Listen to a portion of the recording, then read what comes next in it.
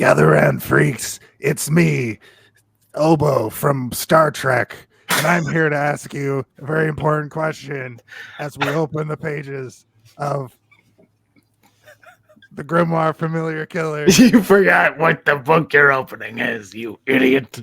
Hey, look, it's also Obo here, and we have. I'm Obo as well, and I'm also opening the Grimoire of Familiar Killers, and I'm telling you right now that this is going to be the best episode of Hey, did you see this one that ever existed?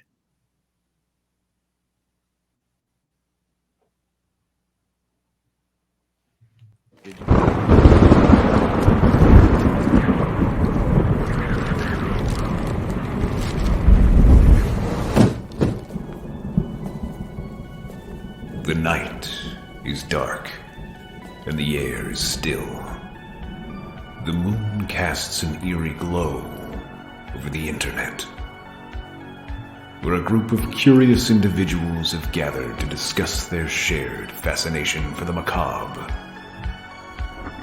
They hold in their hands a book with a foreboding presence, bound in flesh and inked in blood, a tome of horror that only opens its pages when a sacrifice is made.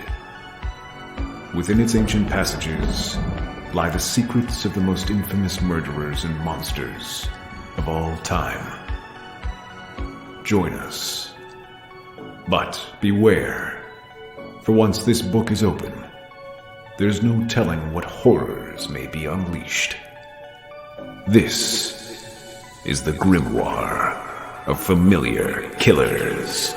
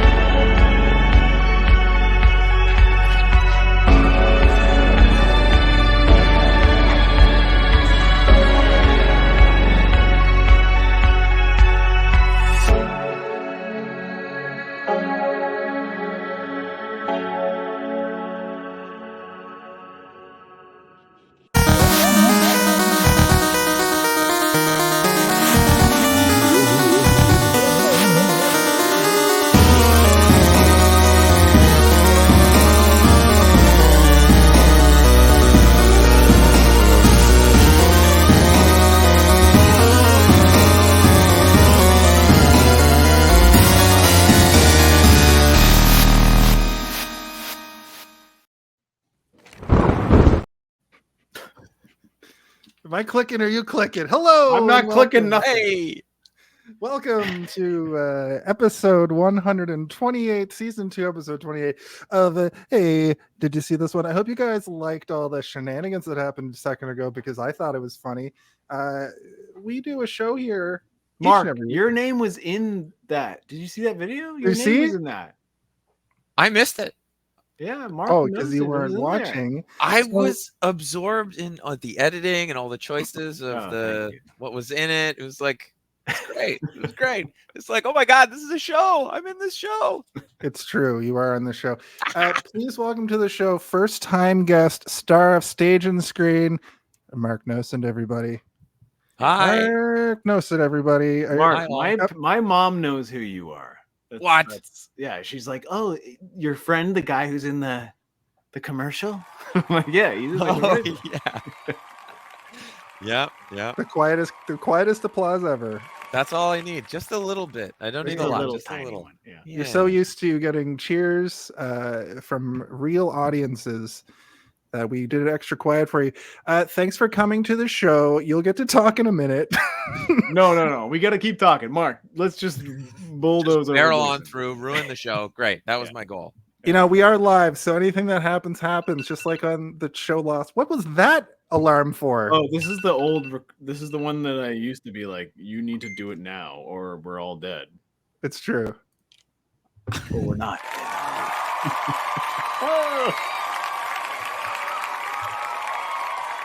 It's so funny We both clicked it at the same time.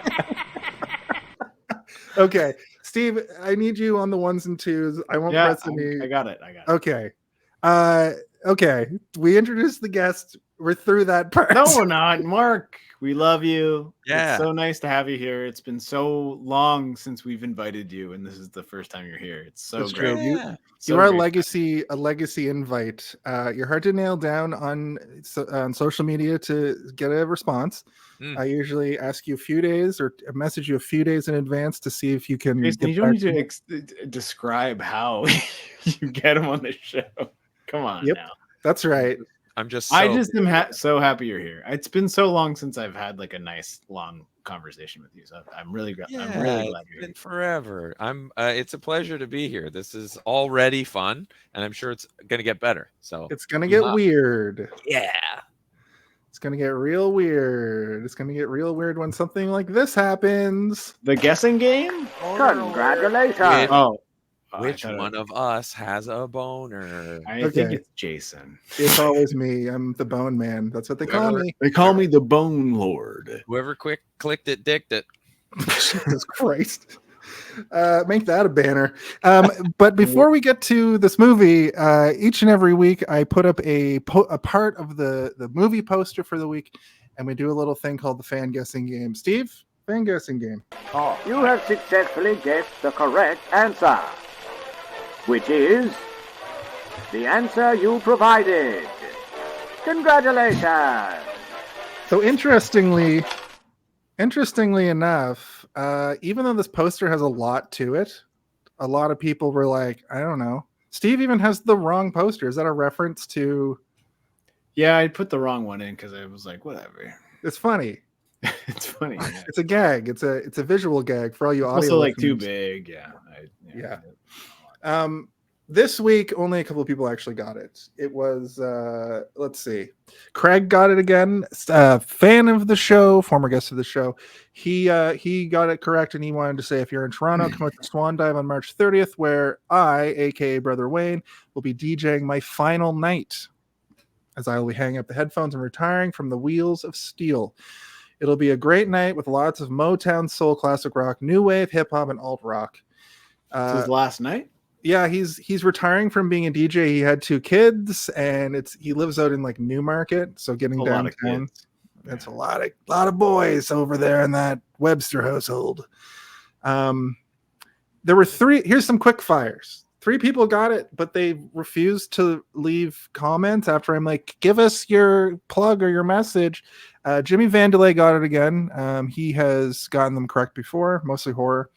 Jonathan Phoenix, who is another fellow podcaster on one of our podcast networks that we are not our main podcast network, the podcast network. We are the United Federation of Podcasts, which we of course represent, as well as we're part of the United Federation of Podcasts. Do we have the little thingy? Yeah, there it is. Yeah. We have it. Jason. Boner alert. Boner alert. Also, Gordon McDonald, who has gotten a lot of these movies. In fact, last week he wanted us to say Free Palestine. This week he said peace on earth and goodwill towards men. And what's funny about that is this dude is not that person. I know every fiber of his being he wanted to say something horrible, but he put his best foot forward and wishes peace on earth. And what do you mean he wanted to say something horrible? I know this guy from Kitchens. All right, never mind. Oh, I see. I didn't realize he was a kitchen man. You know what? He's as dynamic as everybody else. True. The unexpected. He's probably never seen this show. And if you have, hey man, Free Palestine. Keith Davis also said Keith David? Yep. The Keith David, your favorite actor, Steve. He's my favorite actor. No, Keith Davis. He's actually a friend. That's a man who knows his meatballs. He's actually a friend of Craig's. They had a podcast together many years ago. He's a good dude. He'll probably end up on this show at some point. Serious question. Do you think that we could get Keith David on this podcast at some point? Maybe. I don't know. I'll call him up. We'll see. Yeah, you Mark, actors all know call each him other. right now Oh, on the phone. Yeah, Yeah, I'll see him call at him. the next meeting, the next town hall. Yeah. Those must be You huge. call him and he's meetings. like, "Hey, is this the guy who loves his meatballs?" You're like, "Oh fuck." Ah, shit. But Keith says he tried to buy a replica pram of the pram from this movie. Yeah. When his son was born, but the mom vetoed it. And then he said something that, like, I'm a pretty nerdy dude, and I don't know what this means. The best thing about Hero Quest is insisting that the heroes pronounce broadsword correctly, and it's spelled BROD with that little line over the O. Oh, broadsword. Broadsword. Yeah. Broadsword. Broadsword. Broadsword. I like it. Well, good. That's broadsword. Broadsword. Broadsword. Broadsword. Yeah, broadsword. Yeah. What's Hero Quest? Anyway, Keith, hit us up in the DMs. What do the kids say? Broadsword. Also, before we move on to our sorry to cut you off, Chuck.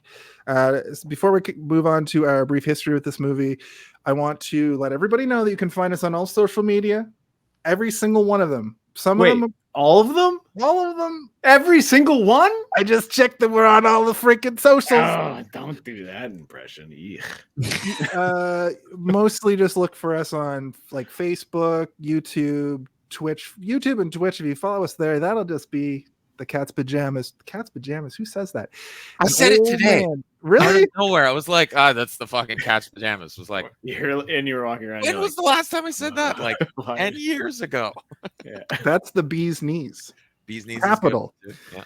The Venus Padinas. The Venus Padinas. I just wanted to say all that because we need follows and we need likes so this show can go to more people. So if you are watching and listening right now, everybody, all 6 of you, go tell one person to follow us and we'll get 6 more things. And I gotta say, if you don't,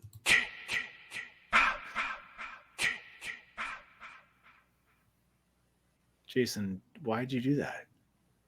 My name is Jason. What were you gonna say, Mark? I was gonna say something and then you did that. I don't understand why you did that. I was scared out of it. I don't remember. Must have been a lie. This is what happens when Steve's on the ones and twos, ladies and gentlemen, and others. The thing that I want to talk about next is in the pre-show. You may have noticed there was some great music playing. That's from White Bat Audio. I just like to shout out White Bat Audio. He'll never know that we do this, but it is free DMC. What if we get him on the show? Mark, get the fuck out of here. We gotta get Carl Casey on here. DMCA free music. We use this stuff most weeks. So I think that's everything for social media. Mark, we'll let you do a little pluggerooski at the end of the show if I remember. Completely forgot last you can do week. it now if you want to just stomp over Jason's intro. I mean, sure. It's pretty simple. At Mark Nocent on Instagram. There we go. I also run a door review Instagram page, which is linked true. there.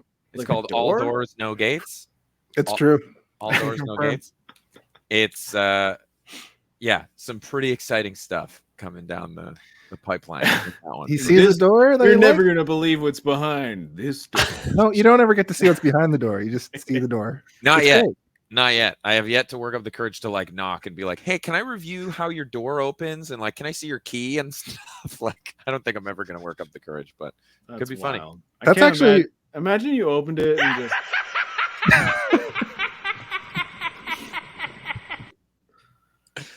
All right.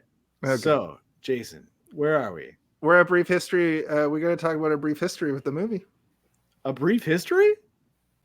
A brief history. Oh my god! This is, of course, the part of the show where we run down our brief history and talk about any sort of facts or information we have about that and our past with the movie. And of course, around here, it's a time-honored tradition to give our guests the first opportunity to give their brief history. Okay, I'll be as brief as possible. Too long. The Freddy movies and the Jason movies, I didn't know the difference between them growing up. like someone would say Nightmare on Elm Street, and I'd be like, yeah, it's that one with the guy with the mask and stuff. Like, never watched any of that stuff. And Steve's gone. It's all good. It's all good. And That'll happen from time to time.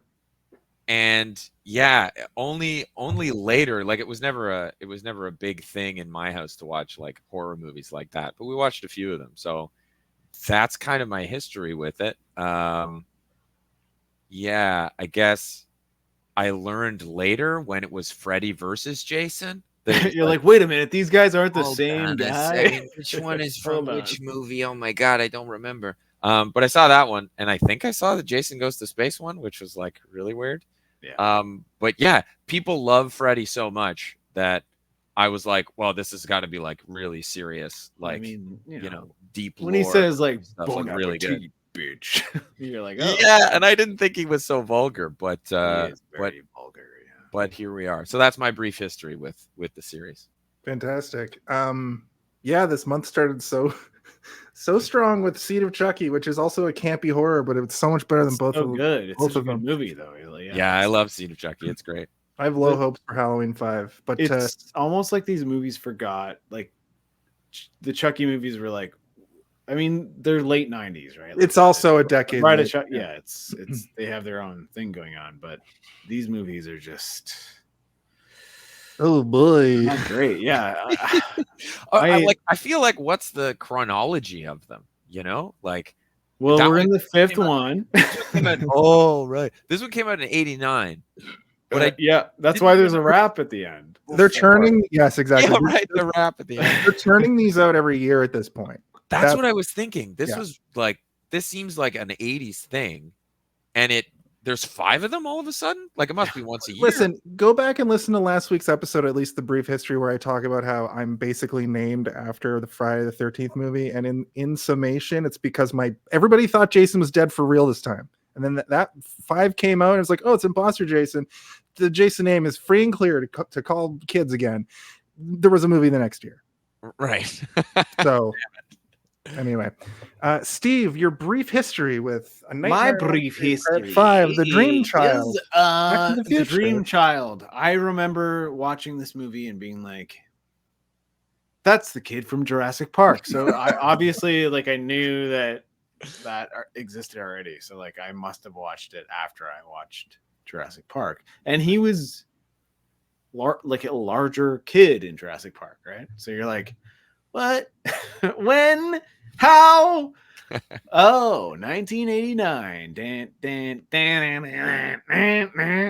This is It's more like 1969, but yeah. The movie, the first time I watched this movie, I was probably in high school, but I was like, this is not great. This is the first Freddy movie that I was like, this is not great. This is not a great movie because they got rid of the rules. Where's the rules? Hey guys, we're watching a movie, right? We need rules. The rules are Freddy comes in your dreams and he'll kill you when you're in your fucking dreams. But in this one, he's like, I'll get you anywhere. And you're like, what? Anywhere? the last one was kind of like that too. No, you can't just do it anywhere, Freddy. That's not how I want it. So I saw this in high school and I it's like this is last week, the same thing. I like the movie doesn't stay in my head. Like I've seen it. I know I've seen it. I saw it today, but it's not in there. It's like it's like seeping out right now. And like the movie, because we have to talk about it, is clinging to my ears and stuff. And it's like we gotta put it back in, but it doesn't stay in. Like I remember the gross parts, because the gross parts are the grossest parts that, like this is one of those movies where you make yourself something to eat, and then you sit down and you're like, no, I have to eat this first, or Oh yeah. and then I'll eat later. Right. That's this kind of movie. That way you can enjoy both things. Yeah. You know. This movie's a full-on body horror, like, Oh yeah. you know what I mean? Like it's not just I like mean, it's not black even reflect. it's kooky, right? Like her giant cheeks Oh God, that was hard to watch. where Fuck. there's like goo all over her face. Yeah. If you're trying to eat at that, no, that's not. No, that's the you can't- worst. Yeah, you The can't worst. do that. Yeah, you can't Poor eat thing. while that's happening. All right, that's my no, Jason. Not really a good one. I don't have like a fond memory of me and my friend being like, remember when we watched Nightmare on Elm Street Part 5? See? Everybody does. They're it. It's not interchangeable just names. me. You know your two buddies, Freddie and Jason, could be your two friends. I only know my best friend, Chucky. Oh. Yeah. Could have said Jason. Could have said Jason. You could have also played the Chucky noise. Yeah, that one. Best friend Jason, I say. Do it.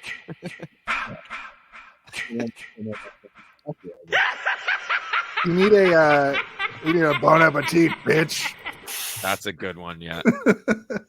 I didn't want to throw those in there because I knew we would overuse them. Well, what's happening this week, Steven? What? Trigger happy Steve over here. That's okay. I put him on the ones and twos. That said, my brief history is as such. I watched it yesterday and finished it today. That was basically it. But I will say what I learned about this is, you know, the episode of Rick and Morty where there's like the alien that's Freddy. I thought about that a lot. I feel like Yeah. the version of Freddy in that is based so hard off this movie because of the way that his like weird hell world looks in a lot of scenes. He starts using bitch way more. He uses it like 3 times in this movie instead of like the one good bitch that he has in the first 3. And it feels like it's almost becoming a parody of itself at this point. And the next one is going to be Bugs Bunny, I'm sure. He's just going to be like, boing, boo-zoo. Yeah. And then This is 5. So you've got 2 more before we get to the new Nightmare. the 9th one, which is like the best. We get one. back to it. That's the best one. That's the best Friday. I mean, Nightmare. I don't think Wes Craven. We'll talk about that in the next segment. But I don't think Wes Craven had a lot to do. I'm officially inviting Mark back for number 9. Come on All right. back, man. I think I've also invited 2.5 everybody. years. Every time we've done a Friday, I'm like, come back. See you in For number 9. 18 months. No, fuck. All right, I'll put it in my calendar. Put it in your calendar. Yeah. It'd be funny if you did, and then you're like, "Am I going to be on that show?" And we're like, "We canceled that show like 17 months ago." Yeah. After that awful episode of Nightmare on Elm Street 5, The Dream Child, with that idiot Mark, we just stopped doing the whole show. No sense. That's what we call him. I said I That's wasn't right. going to say it, but I did it anyway. I'm just a cartoon character. Steve, since you're on the ones and twos, can you give us some? What? Sorry, I didn't hear what you said. What? Since you're on the ones and twos, can you give us some director talk? Oh, I can definitely give you some director talk. All right. Quiet on set. Are we rolling? Okay, let's shoot this piece of shit. Sound, speed, action! I knew Mark would appreciate that. It's my Love favorite shit. So, Steve, you're usually the person that covers the director. Do you have anything? Not today. No. Okay, then I'm gonna have to literally on the fly go to IMDb. Oh, I have it open. Okay. Yeah. So you do have something, Steve. But I mean, why? Because I want to know about this. I want to know about this guy. Actually, I just learned that there's like a straight to VHS like semi sequel to this, I think. So what's this man's name? It's called what is this? A Nightmare on Elm Street 5. Freddy Krueger lived. It came out in 1990. I think it might just be the German version. Oh.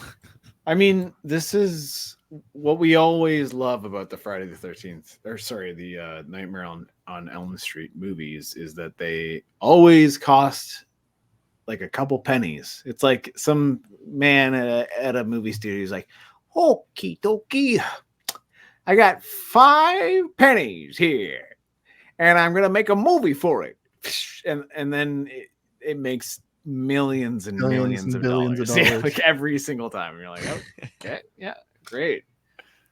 Listen, Crazy that guy tossed those pennies at us. He knew what he was doing with those pennies. It's a wise investment. It certainly, I feel like a lot of the budget was just like the special effects team. Oh God, yeah. Like it's all special effects The bike all the time, and they're really cool. Like they're really, really well done. Even Physical like effects, awesome. Hold on, let me do an impression. You just were.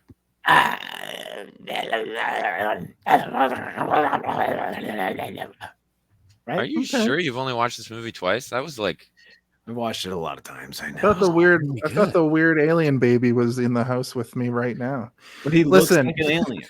I do have to talk about this guy as a director because I just learned he directed Predator 2, Judgment Night, a bunch of Tales from the Crypt TV show. He's a swash director, is what I would call him. He's one of those guys where it's like there's these great pillars, and you don't throw them on the top of the pillar, but you'll throw them at one of those pillars, and he's like A lot of TV. and he's jumping from pillar to pillar. What's interesting to me is he directed 24 episodes of House of Lies. I don't know if you guys watched House of Lies. It was pretty good. It was a Don Cheadle vehicle where he's sort of like it's like this team. Kristen Bell's on it as well. And they're like this team of people that are kind of like lobbyists for different companies. They go in and like fix stuff. It was like an HBO show or something. I think it was on either HBO or AMC. And it was a good show, and it's interesting, Showtime, and it's interesting that he had so much to do with that, as he feels like a very 80s kind of director, because that show felt kind of like, smarmy in 80s. So you're right. He has a lot of credits. Yeah.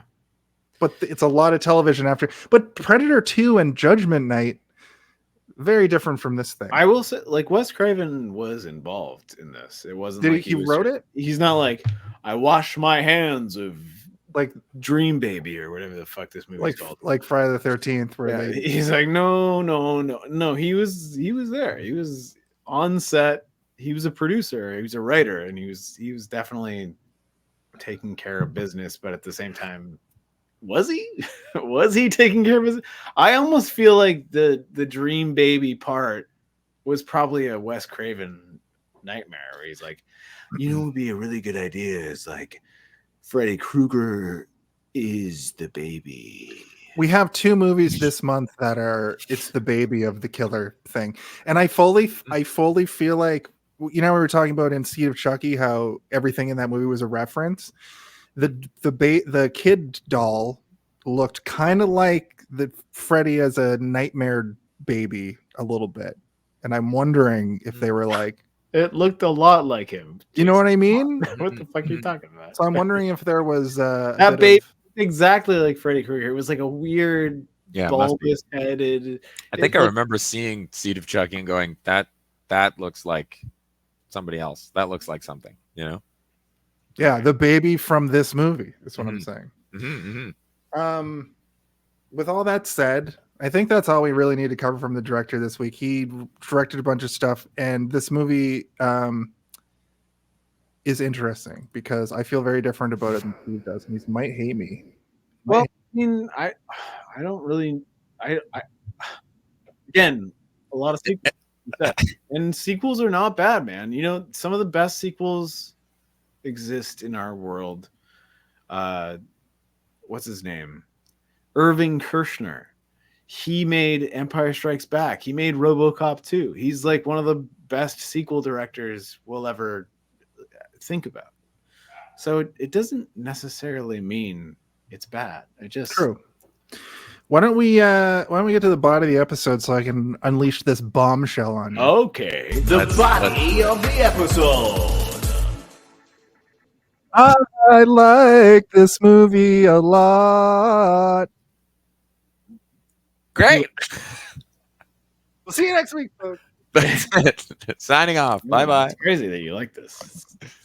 The reason why I like this movie so much is because just right off the bat, the set pieces were insane. Like, the story is stupid. I get that. And there's not a lot. The continuity of the thing is Jason got horny in the beginning when they were like rubbing on each I've never seen sexed before. Jason has never seen like, touch flesh before. She's in a shower and she's naked. No. I'm not talking about the shower. I'm talking about when they're I know you mean where it's like where it's honestly like blue that and they're like that for me. take my breath away. I was like shocked. I put it on and was like, "This is supposed. Is this two people's bodies?" Well, that's part of it. Like it was like this. I is think really this might good be if it's three not two people's bodies. Like I don't even know what kind of makeup or special effects Weird it would be massive if they flesh. made it look that good, but Yeah. I couldn't tell what body part was what body part, and I don't know. Now I sound like an old man. I couldn't. Well, tell there what were. I body think part there were was like what. there were moments where it was like a Freddy hand, like they were doing stuff in there to like kind of like fuck with your mind. But it was like by the end of it, they're it's two of them kissing. Yeah, definitely. Later on. Okay, so this is the dream baby. The dream baby's being made. They must This be is the having a baby. dream where she gets impregnated by Freddy in a dream, but I guess That's that right. was them really having sex because she really gets pregnant, which we'll get to. My first note, I watched this movie twice in the last 3 days, and the first time I watched it, I was like, when did they get impregnated? When did they fuck? And then I watched it again. And I was like, oh, in like the opening credits is them just fucking. my Okay, first see, note that I understand. wrote down was I can't really make out what's happening here during the opening credits. Seems like sex. Oh, Jason's So- like, I don't know for sure, but this could be. Take my breath Sex. away. My first note was literally, "Is it flesh?" And then when I realized Is it was that sex, or is that flesh? is that Or is sex? it Or both? is that as soon as I wrote that and realized it was sex, I said, if you get pregnant in a dream, you get pregnant in real life. Oh man, I didn't say That's that, but scary. I That's heard like you so say out it of from your your house, control. and I was like, oh my god. Cover your eyes and your ears, kids. Speaking of, we didn't get a Cover Matt your Philp- ass in your ears, kids. We didn't get a Matt Philp fucking hilarious answer this Right, week. yeah. He's Wait, what about mine? You didn't read mine. You just said baby. Sorry, I didn't know. What was it? Do you remember? Yeah, I remember. Well, what was it then? Baby Ball 2000, the Quakening. Okay, that's funny because you actually commented on like every post that I made. So you said a bunch of different things. I did. That was just one that I remembered. There were other ones that I don't remember. But Next week I'll write all of them down, and we have a new segment. Super Baby Ball Super Baby Ball. 2000, the Quakening. is The what it Quakening. was, Yeah. They kind of tease first kill with the shower, as I mentioned. Now is she getting blasted so hard that she's Well, this drowning? is also the moment where you realize Blasted. if you made food for yourself, you're like, I don't want to eat this. I don't want to eat any food right now while I'm watching. But this. was she getting blasted by the water? Like it was hurting her, or is it hot? Because the I think it tiles were gets coming off. hot. Yeah, the tiles were coming off the walls. Yeah. I work in like my day job is like installing glass, and I was like, this is unrealistic. Like Well, they're gonna be that like, shower I stall, work like, in filled dreams. I'm all a the way up. dream mechanic. If that filled all the way up, there'd be water coming out of that door. It was like this is some high quality. shower Well, glass. like I thought the same. it's thing. also the camera's like going up the drain, right? Like towards her. And Yeah. it's a bunch of gross goo coming out. Or like I guess it's not gross goo, but Sewage. it's like brown. Every time they Which one? show one of those like sequences, it's supposed to be a vaginal canal. It's got to be right. You know, there's the hell in the floor in the house. We always forget that Jason loves vaginal canal. Yes. Wow. And that makes sense that all that stuff comes up. And she Jason, just had take sex it and she's and gonna run be with it, pregnant, man. whatever. Interesting. I don't know because it doesn't really give you like a thing to work with there. Like, I think this movie's dumb. So like if you're gonna sit there and be like, oh, I think that's a vaginal canal. It's like, no, it's just a dumb movie there. No, but It was like a cool shot. Like yeah, I think that's so that hellhole exists in the other movies, and it usually looks like you look down into it, it's hell. But in this one, there's a distinct shot towards the end of the movie too, where there's something going through a canal this way, and it's all fleshy and gross and weird. And I think literally the directors and the writers just hit us over the head consistently with the fact that babies are being born all over this movie. It's so annoying because like remember the second one? The second one, yeah. rules. The second one is so gay. It's like so fucking gay. And then this one is like, it's just like, hey, you ever eaten too much one time? And you're like, what? What do you mean I eaten too much? And then he like is just like, bon appetit, bitch, and he's just like shoveling and eating her, which was also weird. Oh yeah, later. It's like feeding her and eating her guts. Yeah. So my whole point at the beginning is I just is this movie too straight for you? Is that the main problem? This movie is so fucking straight, and I don't know what I'm supposed to do about it. When I straight stick the world over again, back from you gays. Hold on. I need to get everything out right now.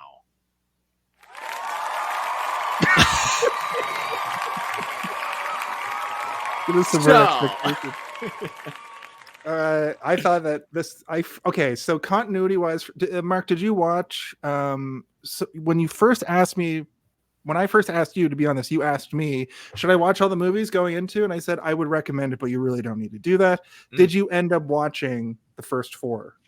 So I watched 2 different like hour-long YouTube videos instead of watching the movies that basically described the plot points and who all these characters are and how convoluted all the genealogy is and stuff. Right. Yeah. And that set me up with a lot of some of the visuals and the visual style and yeah, like the major plot points and how kind of crazy it seems and how Freddy dies like a whole bunch of times. So I knew I was primed at least for this. So the last one kind of introduces the one before kind of introduces the like I'm able to go into dreams and fight, and the last one introduced the like am I dreaming or am I not dreaming, even though I'm just sitting in a classroom or I'm just doing this and doing that. And it's a little bit better because like you fall asleep in class. In this, it's weird because they introduced Freddy can just fuck with you in real life, and they kind of drop the sci-fi the fantasy element of it, and she only explains for a second that she can like go into the dream and fight him, but it's not like the central point like the last one was. And it's annoying. Other movies, there are like stringent rules. There's rules. Yeah, Steve's right about the whole rules problem. This one, the rules are that if you get pregnant in a dream, you get pregnant in real life, and that's kind of where it ends. And I'm pretty sure if you get pregnant, you get pregnant. Yeah. Yeah. In this one, it felt like, I mean, I can't really compare it to the other ones, but from what I've heard and what it seems like, you saw it. If you watch 2 hours to cover the first 4 movies, you know what's going on. Right. So then I guess my point is like, this movie feels like the movie was written like the other ones in that when the characters in this movie are safe, like the movie has like, this is a safe zone moment, they're really like totally normal and like happily comfortable. Like there's no terror of like, oh my God, when does he, like, we don't know any of the rules. Yeah. So the movie acts like there are rules, but also then the movie itself randomly someone has a daydream and it's like, oh, it felt like the lead character Alice was like, because she was so connected with him, it's almost like she was screaming the rules at people like the whole time. She was like, these are the rules, and everyone's like, I don't think I don't know. I don't think there is one rule that this movie does that the other movies do as well, and it's if you tell somebody not to fall asleep, they're going to appear next to you in the dream. But I mean, you're not supposed to. So yeah. Mark, why did you fall asleep? Why did you fall asleep? It's like I didn't mean to. Our friend of the show, Cam, has a very good take on this movie, and I'm gonna butcher what he said, but he said basically like, I like that this movie is set up in a world where everybody knows that there is a man who comes for you in your dreams and kills you. Yeah. But in this world, they're like, there's no way he could come for us when we're not sleeping. like it's like no. We know that he'll come for you in your dreams. We all agree that there's a demon that comes for you in your sleep, but in open eyed walking around time, no. Then Alice is like, look at this stack of kills he's done, and Yvette's still like, a guy that kills people. And so some people won't believe it even still, even though there's evidence and proof. But the second they see, oh shit. And to go back to my original point with Alice and this opening bit, like I completely forgot between the two movies how the last movie had ended even. So it took me a second to be like, oh, that's Alice. And she is kind of the dream warrior and she has all these abilities. So we're going to get some cool shit. But nope, they drop all that for, oh, you're pregnant like a few minutes later. Damn. Yeah. Pregante. Yeah, I feel also like the movie does exist to riff on what Cam was saying, or what Steve said that Cam said, is like I said it. You said it. Is this idea that this town has been literally plagued with disappearances, dead people. Like there's a whole board of all of the people that have died, and it just gets worse and worse and worse. And it's like, how do you? There are people that don't know, but and there's like a little girl comes up to you and she's like, "Freddy Krueger's back," and you're like, "No way." But like, why would you say no way? Like, why would you say it's no not way? like he's come back before. Yeah, but I'm surprised that there are even characters who are like, "What are you talking about?" Yeah. Like everyone would know. It would be like front graduate high school or what? News note. Yeah, like everyone would be like, "This just in: Freddy Krueger back. He came back from the dead." But even still, it's such a like hush hush thing that in this universe, it's still kind of a myth. It's still kind of a like say Bloody Mary in the mirror 3 times at a sleepover. Like it still feels like it. It's not like in Halloween. In Halloween 4, it's like Michael Myers is coming. We just have to accept that, and I think in the next one they're like going to be ready for him, and that's going to be the conflict. In this one though, we get a retread. The worst thing so the reason why I like this movie is because it's the only one to date out of I guess this is the 15th Grimoire movie that has actually. Does that make sense? No. Oh, the 20th Grimoire the first movie. One that I asked out and it said yes. The 20th Grimoire movie that actually put a little bit of like, I can't look at this, a little bit of fear, a little bit of like, this is uneasy. I'm uneasy. None of the other ones have had that effect on me. These old 80s movies don't really move the needle at all. They would have when I was a kid. Yeah. There's a long storied history of me telling the guests on the show that I couldn't handle horror until I was probably 25 when The Walking Dead came out, kind of thing. Like that desensitized me. We all made fun of him for it's true. Years. They called me many names. We called him Pink Belly. I mean, like slap him on his belly. For the same reason or for a different reason? Different reason. Oh. Yeah. But this one actually was the first time where I was like, oh, this is kind of fucked. And the first thing that made me feel that way is they tell the story of how Freddy Krueger was born in the last couple, right? Yeah. And basically what happens is Freddy Krueger's mom was a nun at this asylum, and she gets locked in there after hours with inmates, and she gets weekend. This is like the worst. This is like the craziest. This is like this weird sort of like terrible part of my body where I'm like, this rules. This is how This is how he got created. This is how Freddy from a horror standpoint, it's an excellent origin story. But I'm also like, ugh. Like, God, I had that foreboding fear in my gut. Yeah, I don't want to be like when they show it. All right, so can I watch the rape of 1,000 lunatics or whatever the fuck is going on here?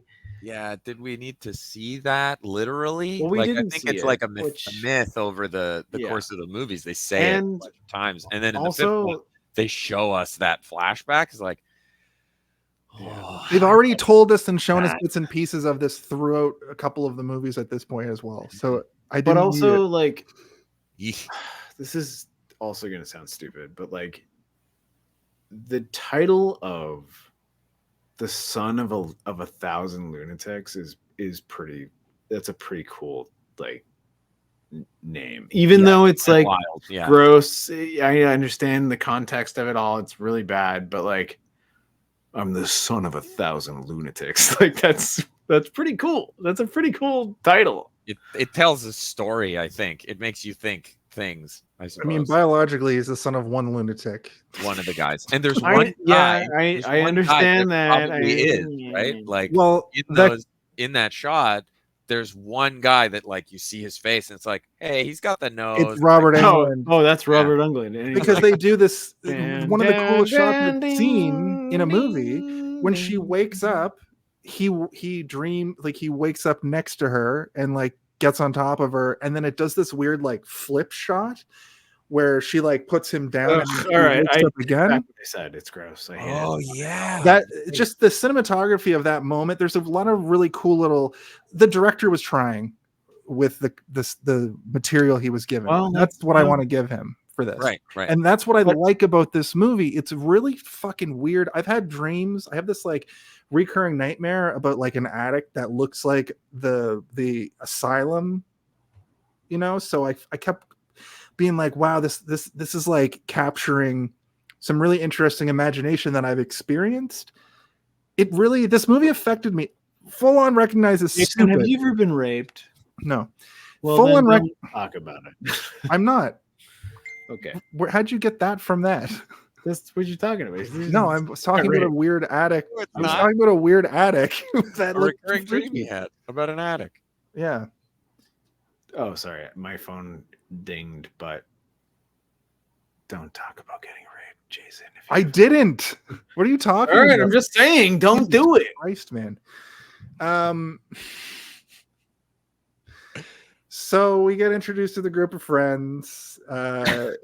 It's a model I'm sorry. who has issues with her mom telling her to be a model. Yeah. Yvette, who at first I thought was an insensitive character, until I learned that she was, I think, like Latina. I thought that the 80s was like, why don't we just kind of make a tanned white girl, use a little bit of that black scent. Wait, who? Yeah, something Who are you about talking the about? first time. Yvonne. When you first meet Yvonne, it felt weird for a second. Can you Yeah, I just did. like tell me who she is? I don't remember. Yvonne. I don't the know. Latino I don't know lady. names. You know the swimmer one, the The athlete. swimmer girl. Oh, right. athlete, Yes, yeah. the swimmer. Yeah. Okay. Yeah. I felt a little like, but then then she becomes a pretty major this role. is my problem with the entire swimming thing. Is like they all are at the swim pool, right? They're all there. Yeah. And then this guy, the guy who's gonna go meet her, we're gonna talk about his horrible death. Dan.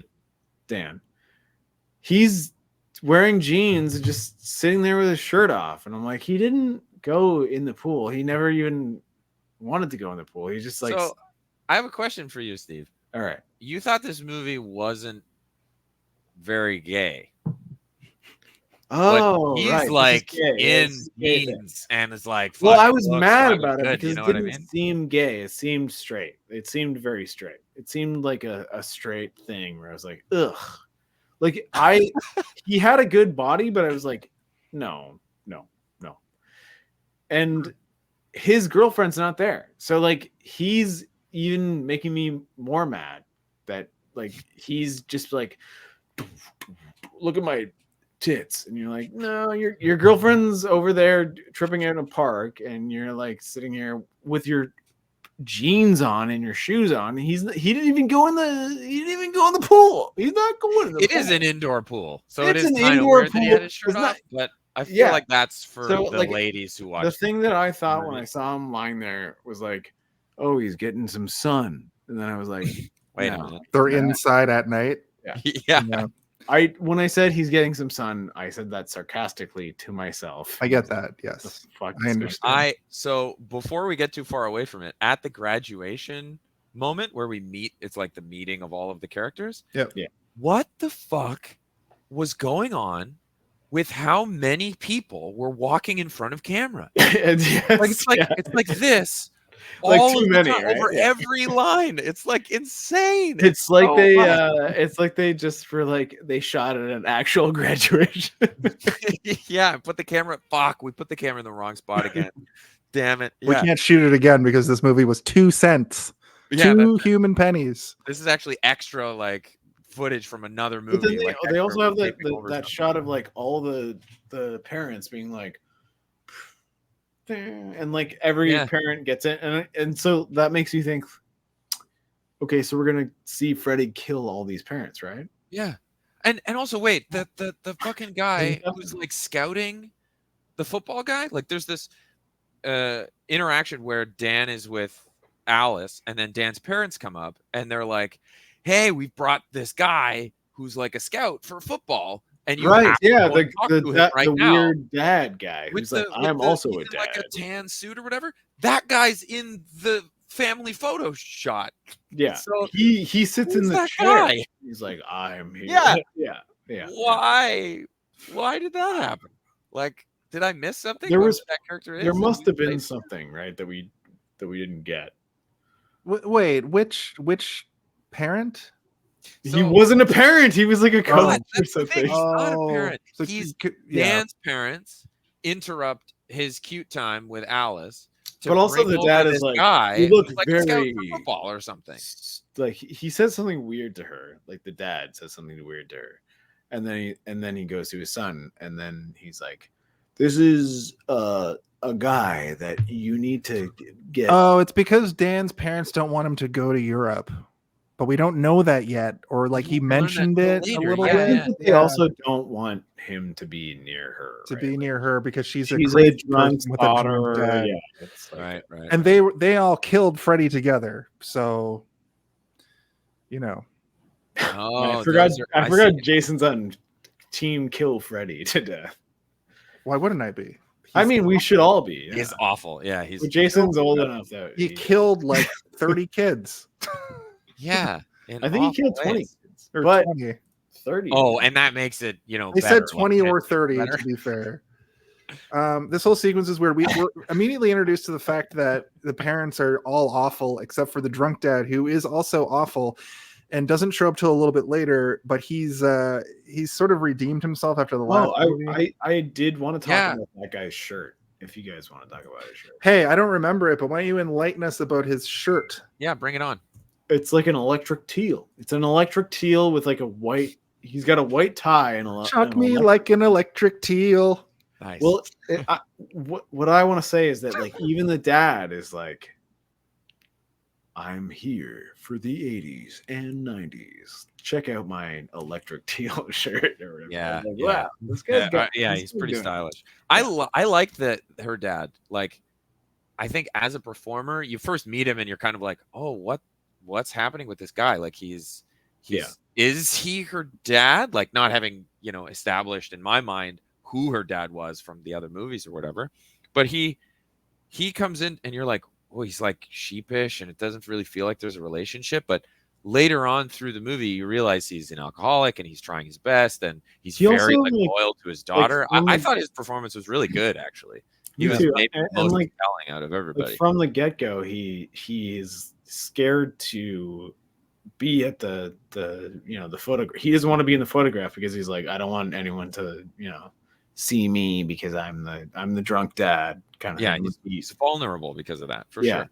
He knows about Freddy though, and he has a redemption arc in I think the 2 movies ago when Alice is introduced. She's played by a different character. She's played by what's her face's daughter. Who's the guy from Ready to Rumble and and the Scream movies? What's his name? Come on, Freddie Print. Well, no, what? No, Freddie Prince Jr. I got no, Like what? the police officer. Freddie Prince in Scream. Senior. I have to pee. I don't remember. Why can't I remember his name? He was the WCW World Champion. God damn it, Steve Look left. So that I'm gonna look this up really quickly. Do it. Not Will Arnett. This is the boring part of the show where I sing a song. David Arquette. David The Arquette. original Alice in the first time she's introduced is played by now I can't remember her name, like Penelope Arquette, Denise Arquette, Arquette's sister. Let's see who it is. Patricia Arquette. Okay. Right. So she's 2 movies ago. Then she was like, "Fuck this shit. I'm a serious actor now." And then in the last one, this actor, I think it was the same in the 2 movies. She's introduced, and that's when she starts getting superpowers. And then in this movie, she loses them, but can still do some stuff. And basically, it's she's such a forgettable character that in that shower bit, I didn't recognize her, and I was like, "Oh, the first kill of the movie!" And then she goes into the dream world. And it's interesting because in the last 2 movies, that father had a similar trajectory where he was a piece of shit alcoholic. In the last one, he like helped at a moment that was very integral to the plot. And he knows only kids can get fucked with their dreams, right? Only the children can. The parents. Hold on, you telling me that only kids can get fucked with their dreams? Is that what you're saying, Jason? Context is important, Steve. I know. You can't just walk into the room and pick that up and run with it, man. Well, continue. At any rate, so I agree. Like, I like the father in this movie. He is sheepish. He is very timid. He doesn't want to be part of that photo because there's probably this long history of him showing up at social functions with these other parents and putting a lampshade on his head and falling over the back of the couch. Right. Imagine you went to like a social event, like all of us together, and then like Jason got like picked off in like a crazy accident, and we're like, "Holy shit!" And then the next time we took a picture, like Harrison die. Someone else got like picked off. Me and Mark would be like, maybe we shouldn't take pictures anymore. I would be like, when's the next event that we're all going to? I'm busy. I can't. Like some kind of like Goosebumps style where you're like, I don't know about this. Yeah. Anyway, Alice is leaving the function, the event, and she sees the creepy girls playing skip rope and singing 1, 2, Freddy's coming. They added boys this time too. They have little shorts. Yeah. 3, 4, Freddy. Bang. Nope. Oh, Jason. We canceled you last week. Family We have to broadcast cancel here. you We again. can't. I've already been canceled in this very episode. They sing the song, and it slowly becomes night. She gets lost in some bushes, and then she finds herself at the asylum, which is, of course, from the third one. And she goes inside. Did you notice, Steve? I know you like matte paintings. Did you notice the cool matte painting of the asylum? Did you? Have I any also thoughts on noticed that? like when she finally is. Yeah, there's so many weird matte paintings, but there's so many good matte paintings. So I want to talk about that matte painting in particular. The matte painting of the asylum. That asylum is fucking huge. Yeah, it's big. Like there's Yeah, 5 floors with like I don't know how many rooms on each floor, like wings and stuff. Where are they? Like, what town are they in that needs that? And also, it's like the one room where they're like, we gotta go. As big. Like, what the fuck? It's like clearly that's where. Well, this is also like a thing we did in the Mouth of Madness on this or on this show before, and like that's what they always make the insane asylum is that like the water pump plant at the east end of the city. Yeah. It's always in stuff, and is that this place as well? No, it's just like you can. It's more like everything is perfect when it's that kind of stuff, right? Like where it's just like, oh, I can fit this into what I'm trying to watch. I assume that building is used in a lot of things. It's used in the water treatment plant. Yeah, this asylum, because it is a real place from the third movie, but it's much smaller when they shoot it on camera. I think that the fact that she was going into like a dream version of it is why it looked so crazy. That's why they painted it onto that. But then what is it? Is it Yvette? She actually goes there and breaks down the wall. True. And it's the same painting. So the implication there is that this is a giant like factory sanitarium. You know what I mean? But the fantasy and reality in this don't like. There's no crossing over into it. There's like that moment in I think the last movie where they're all in a theater and then she like goes into the movie screen. Yeah, Like, I think that you know what I mean? in these Like, movies, like anytime you're like, "What?" That's when you're supposed That's to a be dream. like, "What?" So Yeah. you're supposed to be like empowered by it. You're not supposed to be like. and this is where figuring it we out. this is where we see a bit of baby Chucky or baby Freddy through yeah, this it's sequence. so weird. It's so strange, right? Like where he's like, And Yeah. as she goes into this room and sees this baby Freddy, it crawls into like the torn up clothes of Freddy and just sort of becomes him. this is like something that I really like though. When he This is something I crawls really into like. the. I was scared. Like I'm 38 years old, and I was like, "Oh, Jason, you're always scared, but I loved it. I loved it. I love fear when nothing. little tiny weird Jason crawled into Freddy? the Freddy Krueger. See, it's clothes. impossible to get away from. Yeah. When Jason crawled into the Freddy Krueger clothes, it was one of my favorite parts of this movie, I think. And then he has a giant arm, right? yeah." He has that weird. Yeah, that this is one. the body horror I was talking about. Yeah. The set piece for Freddy becoming the adult is also great. Like this whole place is like so elaborate and cool looking. Mhm. I really enjoyed it. That's something I really enjoyed about this movie. And he's like, "It's a boy," and I laughed out loud. Well, we all knew that. That's like the trailer moment, right? Where you're like, It's a you boy. can imagine this whole movie. And then, This summer, and then horror knows and being no like, bounds. it's a boy. And you're When like, a baby "Oh Freddy comes to my your God." town. Yeah. It's This a time, boy. Freddy Krueger is a baby. We'll see, bitch. Ha ha ha ha ha ha ha. Anyway, Alice wakes up 4 hours later at work. Yeah. So it's like, was she standing somewhere like, "Whoa?" Well, Like she also went doesn't into know. somebody's house and walked up the The stairs. best part is back that down. her Yeah. like coworker was like, "What the fuck? You're 4 hours late." She's like, Yeah. 4." But that That's a lot reminds me longer. of like the whole the dream that you have where you're late for work Yes. and you're like everything gets in your way and slows you down. Like that dream has happened to everybody. It's that dream made real. Like she was actually 4 hours late for work because of all this other shit that got in the way. I can don't speak think to that that as anyone's well, because actually when been Dan- 4 hours late for work. When Like, Dan is that's- looking that's for too much.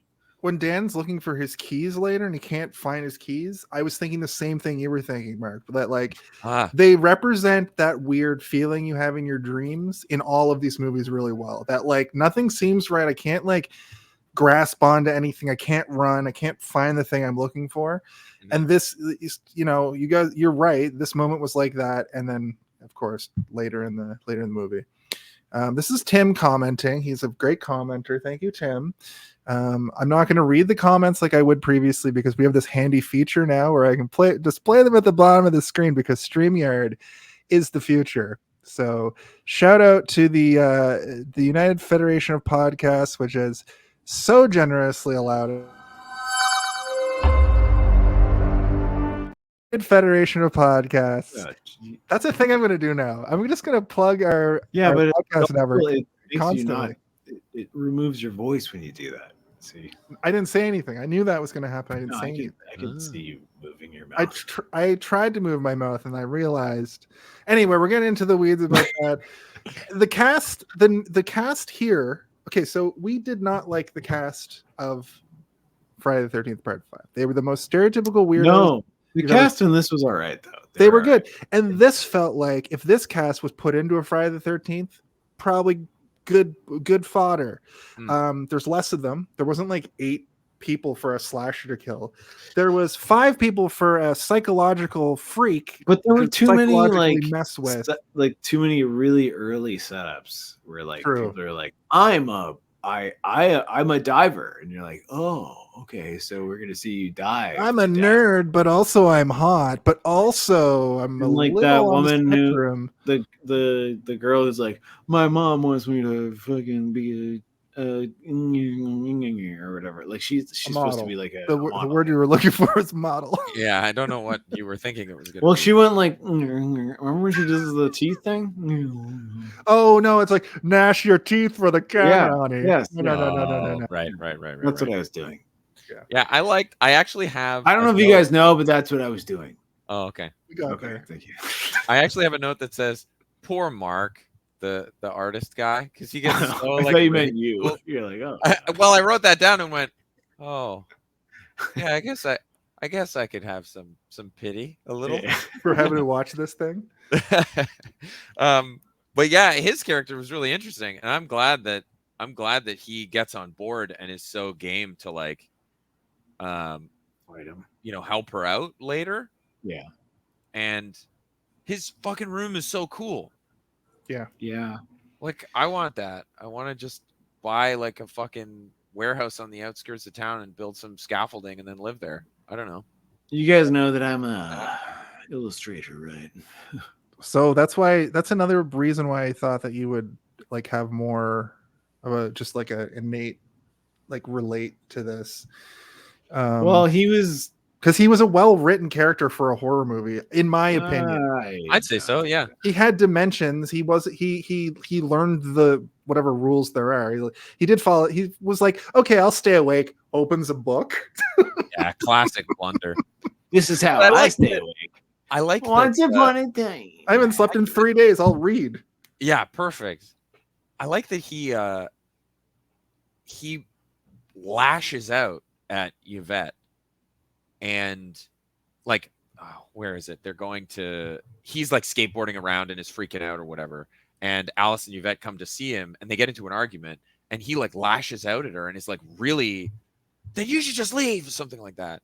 And then immediately he follows up and he's like very sorry about it. And it's almost all in like one take. It was like, yeah, that's pretty cool. Like that in the movie, there's a bunch of moments where the characters are doing things that are like, they actually have dimension. They're not just scared and angry and taking their point. They're like, oh, I have hurt this person and I'm coming back to like apologize or something like that. It was like, oh, that somebody wrote this movie and was like, no, these kind of have to be people as well. Like they're friends, Yeah, I challenge you to go watch Friday the 13th, Part 5, A New Beginning, and see how they wrote these characters with literally, I am the fat guy, I'm the badass, I'm the class clown, well, we're not talking girl. about that. We I know about that last week. But I'm saying that's what I was thinking about while I was watching this, that they actually put some effort into writing these characters. Like Alice is the most uninteresting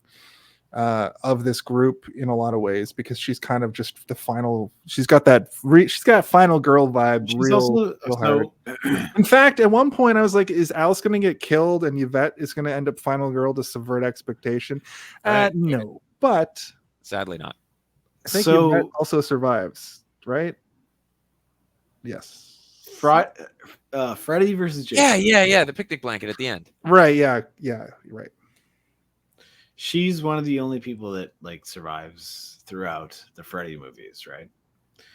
And in the Freddy versus Jason movies, they originally wrote it to have Tommy Jarvis and Alice like team up, and like they were the survivors, or the ones that have fought, and so cool.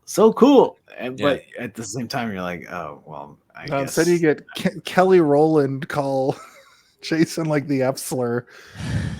Yeah. Jeez. Too many R words. Yeah. I don't know what to do about it. I literally wrote, Mark is cool. I hope he survives. And then you're like, oopsies, he didn't. Yeah. I like should have known also such a likable character would get destroyed. The worst. Oh yeah, like literally torn apart, ripped to shreds, if you will. I also really like, there was a scene between, I have here the scene between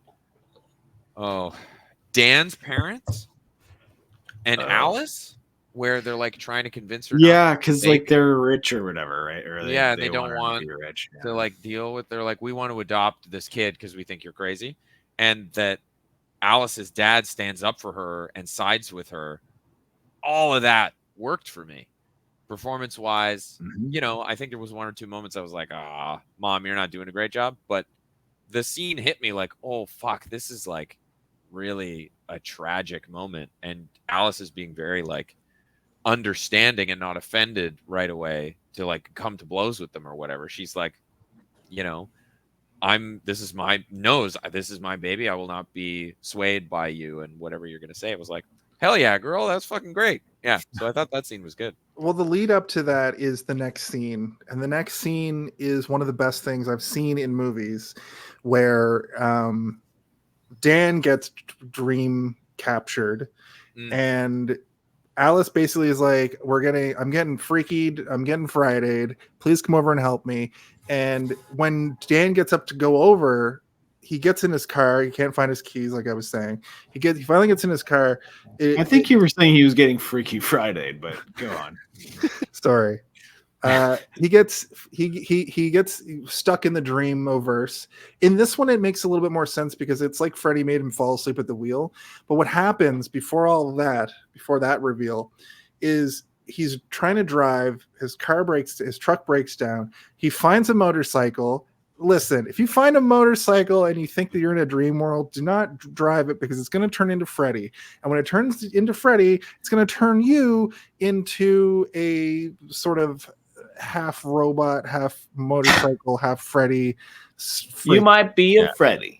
Which is badass for a certain amount of time, but exactly. And that scared me too. That made me feel so uncomfortable at the fact that he was like melding. It's like a Japanese body horror. There's one, I forgot to look it up. Akira, but also there's a live action one that's called like Hardwire. You looked it up eventually? No, I have seen it. I love that movie. It was a good movie. Yeah, Hardwire is a famous like Japanese body horror thing where like when he's like and like the bike is turning into him. Yeah, it's very Hardwire. It's almost like Star Wars. Like you can kind of like it's good. It's good. The special effects for it were very interesting to look at, and it was very like sad that this is happening to him. And then when he sort of snaps out of it, what's happening is what we all realize is happening is he's been dream-o-versed and he's just going to get into a head collision with a fucking wrapped around a telephone pole, with a truck. And what's interesting, a weird bit of continuity error here was like I feel like he was clearly on a highway, and then it flipped when he crashed into the truck. It was in front of the diner that Alice worked at, which is on a small like. It looked like that set that they use for every movie, that little like tea area. It's in that Beastie Boys music video. It just looked like the smallest little piece of, backlot set, Hollywood lot set. And I thought that was funny. But essentially what happens is fucking Dan is dead. So no, nothing happens. This is where we all realize that there are no rules. There are no rules. Fucking movie. There's no rules, but to support, I think something that could have been fleshed out more in the movie is the fear of not knowing the rules. She comes up to. Well, yes. She runs out of the place and comes by the truck that struck Dan's vehicle, and out of the cab pops what we think is Freddy. So I like that, like Freddy, and he's like, "Whatever happened?" And he freaks her out, and you're like, "Oh my god, it's Freddy!" Like a red sweater on and like a hat. And like, the guy who's like, "It's like I'm Freddy, but I don't have the green stripes." Right? Is it okay over here? But no, I thought it was a really good moment. It's a cool moment that I think there could have been more of too, like innocuous things that actually just scare you into thinking like, oh, that reminded me of a dream I had, or it could be Freddy, and it is, and it really isn't. Like, I think showing Robert Englund at the very beginning was kind of a moment like that as well.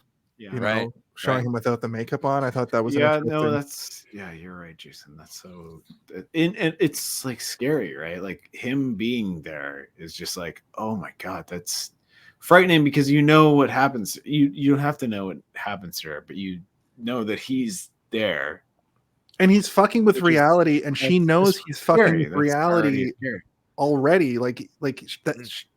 I think that dude, like a little bit of theory corner here, a little bit of like my head canon. That guy was just a person. Yeah. Are you gonna play the thing? I don't. Hold on. What'd you say? Theory corner. I just think that dude was the actually like freaked out that he had a head-on collision with a guy in a pickup truck. He was just a guy. Yeah. Yeah, that was Oh shit. ready for another cool moment.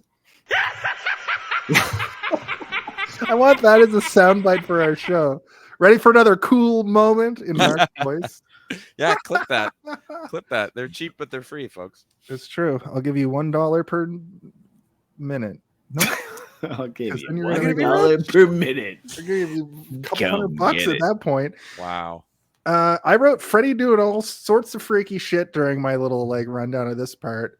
That pretty much covers that. Dan dies.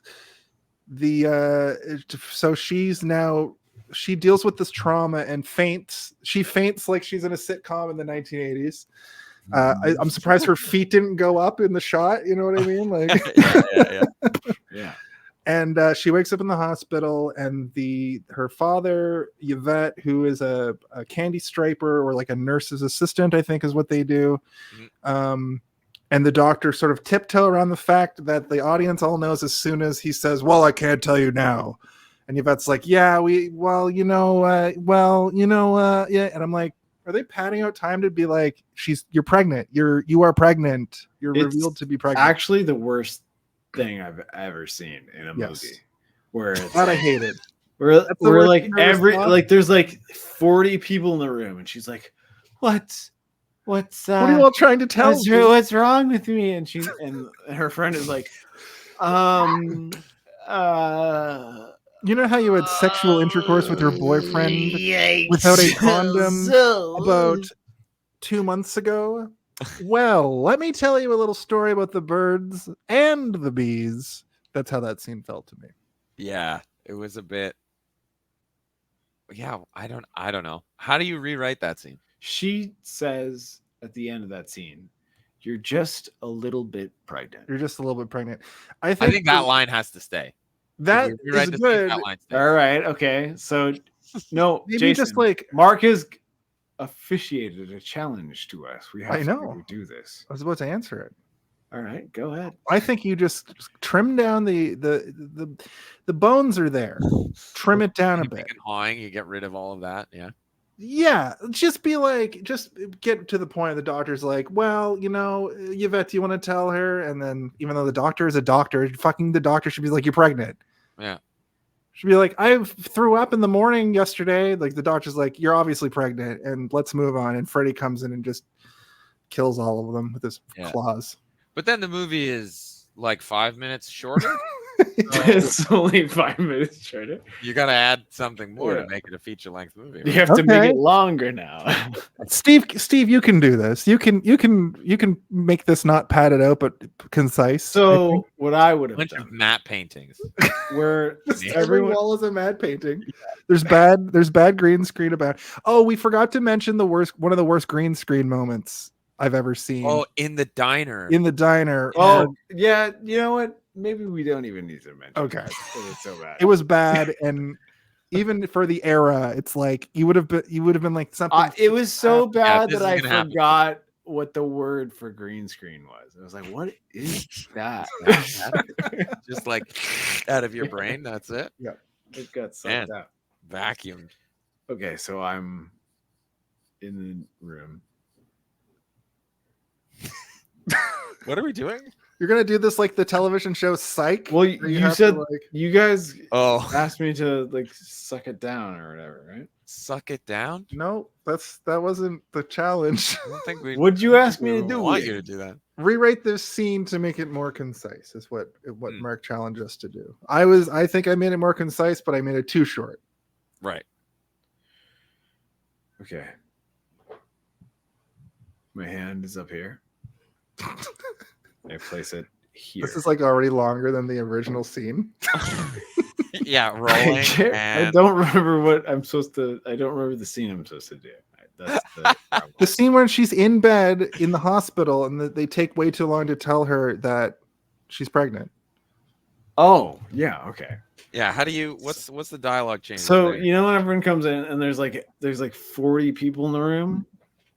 I'm the doctor, and I turn around and go, "Hey, we can't have this many people in a pregnancy ward."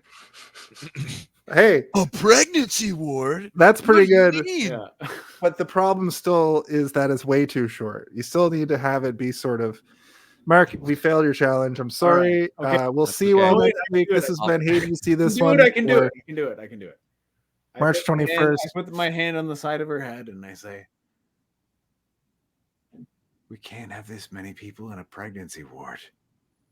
Same line, just like I just changed it. Yeah. Perfect. Much less concise. I give you 1 point for that. That's Sick. great. I got half. Also, I'm gonna fart. Yeah, half a point for an attempt. Anyway, the kid from Stuff we talked about earlier walks into the room. We don't know that he's the dream child yet, but he's that weird, freaky kid from Jurassic Park. Yeah. He's also in that episode of Full House. He's in some other stuff. I'm curious to see what that kid looks like now. Look it up. I'm curious to see, just to see like him in Jurassic Park and this. Like It was only like 4 years later. Yeah. But no, You know what no. I didn't get? I didn't catch her saying, "Jacob, I've always liked that name," as being like, "Oh, this is your son." Like, Right. were we supposed to by then? No. Yeah, you're supposed to know that he's that's kind of ethereal. yeah, He you're stands in the supposed to- doorway. It's kind of odd that he's there. But she's like, "Oh, Jacob, I love that name," or something like that. But then later on, you really realize that he's actually her son. You're like, I think you're supposed to like mind-bending thing. immediately like know that like like slash him, kill him. You'll be pleased to know that he is still working. No way. And he was in Star Wars: The Clone Wars TV show as Cadet Corky. So Okay. Steve might remember that character. Is he? What the Jason? I'm not. You are. You like that show? Come on. Jason. Yeah, Corky I remember crazy. a Cadet Corky. Oh, yeah. It's 2 episodes. He I wouldn't have was mentioned it if it was only one sick. episode. It's funny I mentioned Psych because he was on Psych for an episode. Right. Wow, he's in an episode of How I Met Your Mother. He's just been in shit. He looks the same. He Whoa. looks the same. He looks even freakier actually because now his He's head Oh, is I just big. got a Same message kid, I just but got a message larger. from him. Yeah. Since It this says- is a it says visual here that podcast, He's in love with Jason's mom. that's fine. Really? Crazy. Yeah. That's fine. You're permitting that? I don't care. People have been ragging on me about my mom my whole life. Well, you can't not like it. I like my mom. I like my mom too. I also like Jason's mom. I like my mom, but you're I've like, never your met- mom's in love with her. Your mom, Jason? There he is. That's Jason's mom. Look at her go. Somebody do a quick edit with just like long hair, right? And turn his shirt. Yeah. into a No, cloud. that's just what she looks like. Hey guys, come on, just leave her alone. What a weird. Like, are you bullying me? We're in our 30s. I don't think, Yeah, lay off. I don't think I was bullying anybody. You did a your mom joke. Who did? You did. I. Ah. Why? I don't know why. I don't didn't know do why. anything. What he I did. did nothing of the sort. You're having issues following the plot, Steve. Hey, it's the kid from Stuff. Alice tells a story to her group and leaves out all the weird telekinesis stuff from the last movie. And it's like, if you're gonna sorry, if he's gonna get to you, he's gonna go through us first. Right. That's what I'm afraid Grace. of. Right. That's what I'm afraid of. Poor Grace. She gets it immediately after that, doesn't she? Yes. The next sequence is looks like the first model is the model. And then I wrote down, oh, this is gonna be gross. And then Bon It is. appetit, bitch, and die, bitch. Both in the scene. I don't Those like are a this bitch part. choice. A little And too much bitch there. I think all I need to say is, yeah, like it's bad. It's gross. It's I had a thought about that stuff, like the way that he talks and acts as like a being in Right. these dreams. He's kind of like not smart, like he seems a little lowbrow and a little like cartoony, kind of crass. He's But becoming then- a parody. But then the things that he does to them are really creative and like high concept things. It's So I always feel like like if we're doing the headcanon thing, that my theory is that Steve.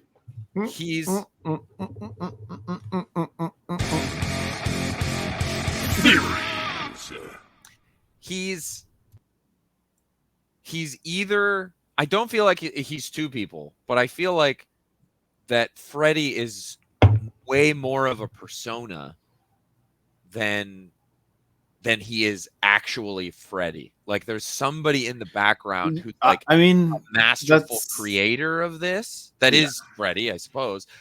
But he takes pleasure in deriving the like sadistic sort of twisted.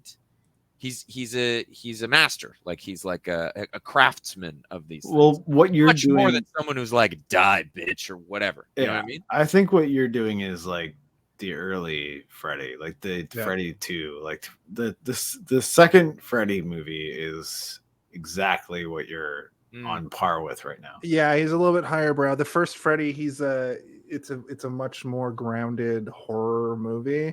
And like I was saying earlier, as each iteration goes on, I'm telling you, he becomes Bugs Bunny. Like Right. he's just being funny. He's This on is his the way to first- Bugs in this This one. is the first shades of that. This is the, while I like what I like about this movie, I will recognize how I agree with you, Mark, fully that he's so fucking like lazy at his line delivery, but then he'll pull out this, like you said, high concept crazy murder that is insane. Even actually, even the first kill, his first attempt on Alice is almost like he's filling up that thing to like create a womb, so she's kind of born out of it. Whoa, yeah. Even that's that's For a first attempt in this story at her, that's a pretty on the nose and then she's born into like into the hell again. yeah. Yeah. That might have been too much credit for Yeah, I think you guys gave it a Maybe. little bit We too just much needed a credit. scene at the beginning where some hot chick was like in a shower. So we just made it like fucking scary or whatever. Like love that's some- probably what it was. I love But some titties blurred out by the with the fog and the steam, fog yeah. and the steam. Yeah. But this whole sequence was like extreme. This made me feel kind of a way like that Amanda Krueger bit at the beginning. Like it made me feel really gross. And I was watching this part and I mentioned that to Steve. I messaged him and he was like, "That's why you don't eat while you watch this movie." Right. It's gross. Yeah, Right. It's gross. And he does weird shit to her, like he eats her guts while she's being fed. Yeah. There's also that really gross part where Amanda, it's gross, but it's a really good stop motion moment where she opens her fridge in her home. All the food goes moldy, and then eyeballs come out of it. Reminding me of the Pee Wee Herman, the first Pee Wee Herman movie, Big Adventure, when Big Bertha like reveals her face. It reminded me of that moment. Yeah. But I thought that looked really cool. But then they ruin it by having her appear out of the door of the fridge. Catherine or whatever her name is, the model who's getting murdered currently. Yeah. Yeah. You're like, help me. And then she slams the fridge door, cuts back to the place. And in reality, she's being like choked. She's standing up choking. She's being like, also like, he's sort of like he's like slapping her on the back and like she's like it's not like she's just and they're at she's this not just choking, she's like being like tattered like around. choked, It's so fucking weird and gross. Yeah, but they're it at was this very weird weird. high society like dinner party and the mother's laughing at her. It's like a Beetlejuice house, like everyone's house. It's all like everything's black. They have they have like Yeah, it's square Beetlejuice, plates and yeah. stuff. Yeah, it's Beetlejuice.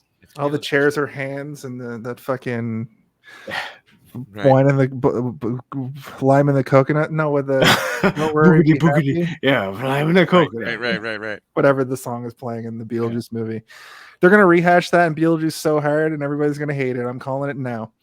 I think that might be the best part in the movie. to be Yeah? honest. Yeah. We should just Hey lad, come and we gotta go. Hey lad, Hey, come come and we. I Come think that's on. gonna be the best part in that entire movie. That's what It's gonna be I'm in calling it. Hawaii. I'm calling it right now. That's Besides gonna be the same best point, part. Here we go. On this day. I think the internet's gonna hate it though. The internet hates everything. The internet's gonna hate it, but I'm gonna But love Steve is different. You're better than the internet. it. It's true. So over to the next day, the nerd guy apparently had a huge crush on her. Is that what I'm supposed to read from this interaction, where he's like devastated by it, or are they just best friends? Was he gay? Was he? You know what I mean? Like, Oh, I I couldn't thought really- that he was into her in the very beginning.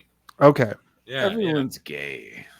everyone is gay, but as far as the 1989 hit feature, A Nightmare on Elm Street 5, The Dream Child, this Oh, not character. the second one? That one's so gay. It's the gayest movie ever made, movie I- besides like actual movie. gay cinema, Oh, like Brokeback Mountain. It's crazy. It's so gay. The second Freddy is like the gayest movie. Freddy the 13th. Freddy the 13th is Oh, okay. So Gayer than- there's a 13th Nightmare on Elm Street. Mark. I'm telling you right now, Nightmare on Elm Street Part Deuce. Yeah. Gay. I'm writing it down. Uh, I'm writing it's it down. it's, I'm gonna write it's it. highly regarded as retroactively gay cinema. It was probably written that way at the time, but it's so subversive, and it's like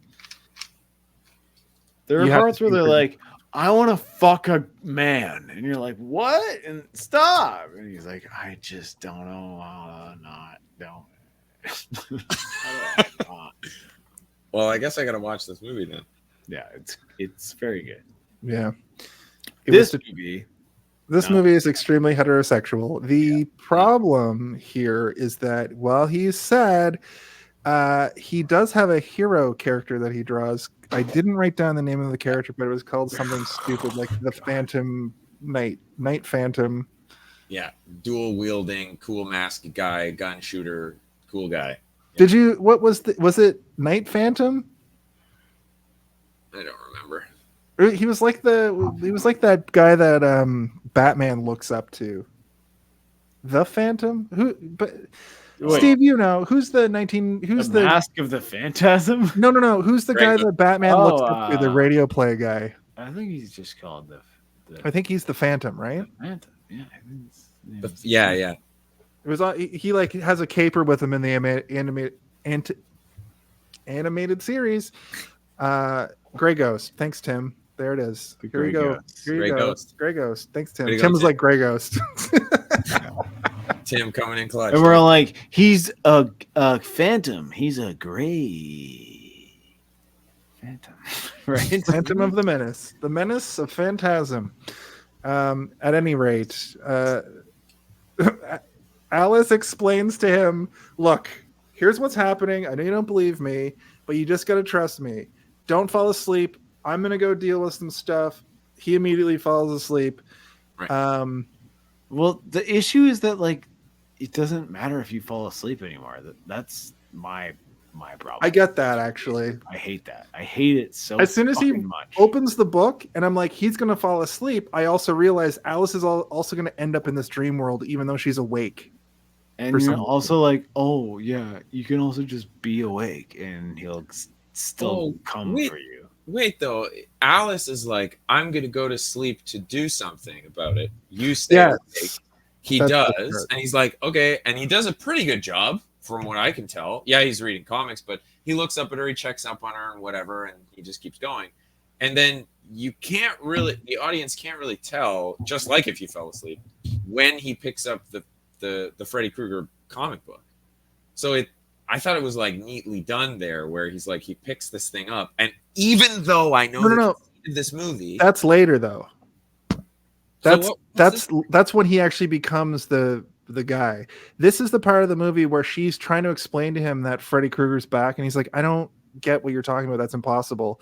And she's like, I have to go into the dream world now. And she does do this and goes to sleep. Stay here and read the book. And yeah, then, you're still right, Mark. Don't worry. You're still you are correct. You are absolutely right. But the point of the movie that we're at is a little bit earlier. Right. Okay. Because this is the part where they end up back in the Nightmare on Elm Street house, which every Nightmare on Elm Street movie needs to have for some reason. Right.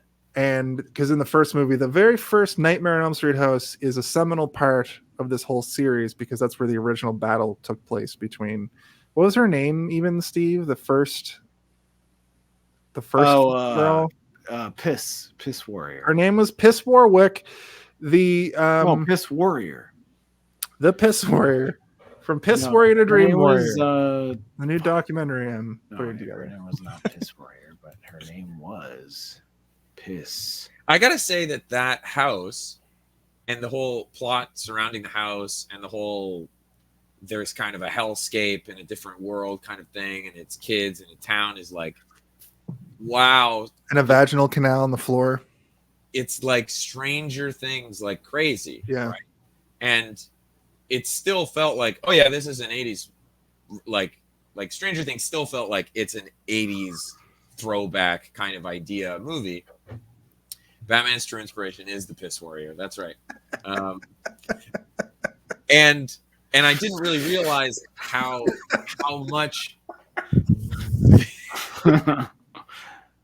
this movie like must have directly influenced that idea. The old decrepit house, they go back there. Yeah. And then, you know, especially in the later seasons, there's whatever his fucking name is,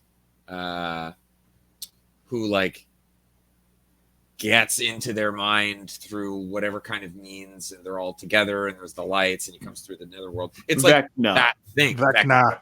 The upside down. The upside down. Yeah, it's very much this. He's a pissy warrior. He knows your mind. Full of piss. Vecna's going to piss in your mind, and Freddy is going to piss in your butt. Okay. Freaky Jacob. Sure. Freaky Jacob shows up, and he's like, Mommy, you're here. And she's like, what are you talking about? You were just in a hospital a minute ago. He's like, my ass is full of piss. And we never made. So I have a little segment. I have a little segment that my ass is so full of piss. I've had a. Sorry. I've had a segment. I thought that's what you were telling me to do. I wasn't. I've had a segment that I've wanted to do on this show that we haven't made a sting for, but it's called Credits. And it's basically a moment in the movie where you could just be like, this person dies, the credits roll, because that's the end. Oh. They do talk about this a little bit later. They bring this up. But at this moment... This? If you had to pick one, what do you think the winner is? Cut it. Home Alone of it all? Cut it. That's for the end. This is called Credits, and if you did this at this moment, you just end the movie. And I said to myself, how come she hasn't considered getting a fucking abortion? Just abort this nightmare. She makes a good point later that this is her one true connection to Dan, right? Because Dan is now dead, so I get that. Dead Dan, R.I.P. But at this point, I'm like, you know how you could fucking kill Freddy right now and fix all this? Stomp on his little tiny head. Throw yourself down his flight of stairs onto a coat hanger. Woof. Jesus Christ. Or just go back to the hospital, where I'm sure they would do it for you. And I'm sure that rich parents of dead Dan would just pay for it. That's true. They kind of, especially if you're like, look at this thing, and they'd be like, what the fuck? And he's like, actually, that scene when the mom and dad are like, I don't think you can care for a child. I don't think they meant like give it up for adoption. I think they were like, let me punch you. Can't. We've got a little bit of money. We'll pay you so that my husband can punch you in the gut a couple of times. Yeah. My husband was an ex-boxer. He can do it. He's done it before. And he'll do it again. He'll do it again for free. Anyway, do unborn babies dream?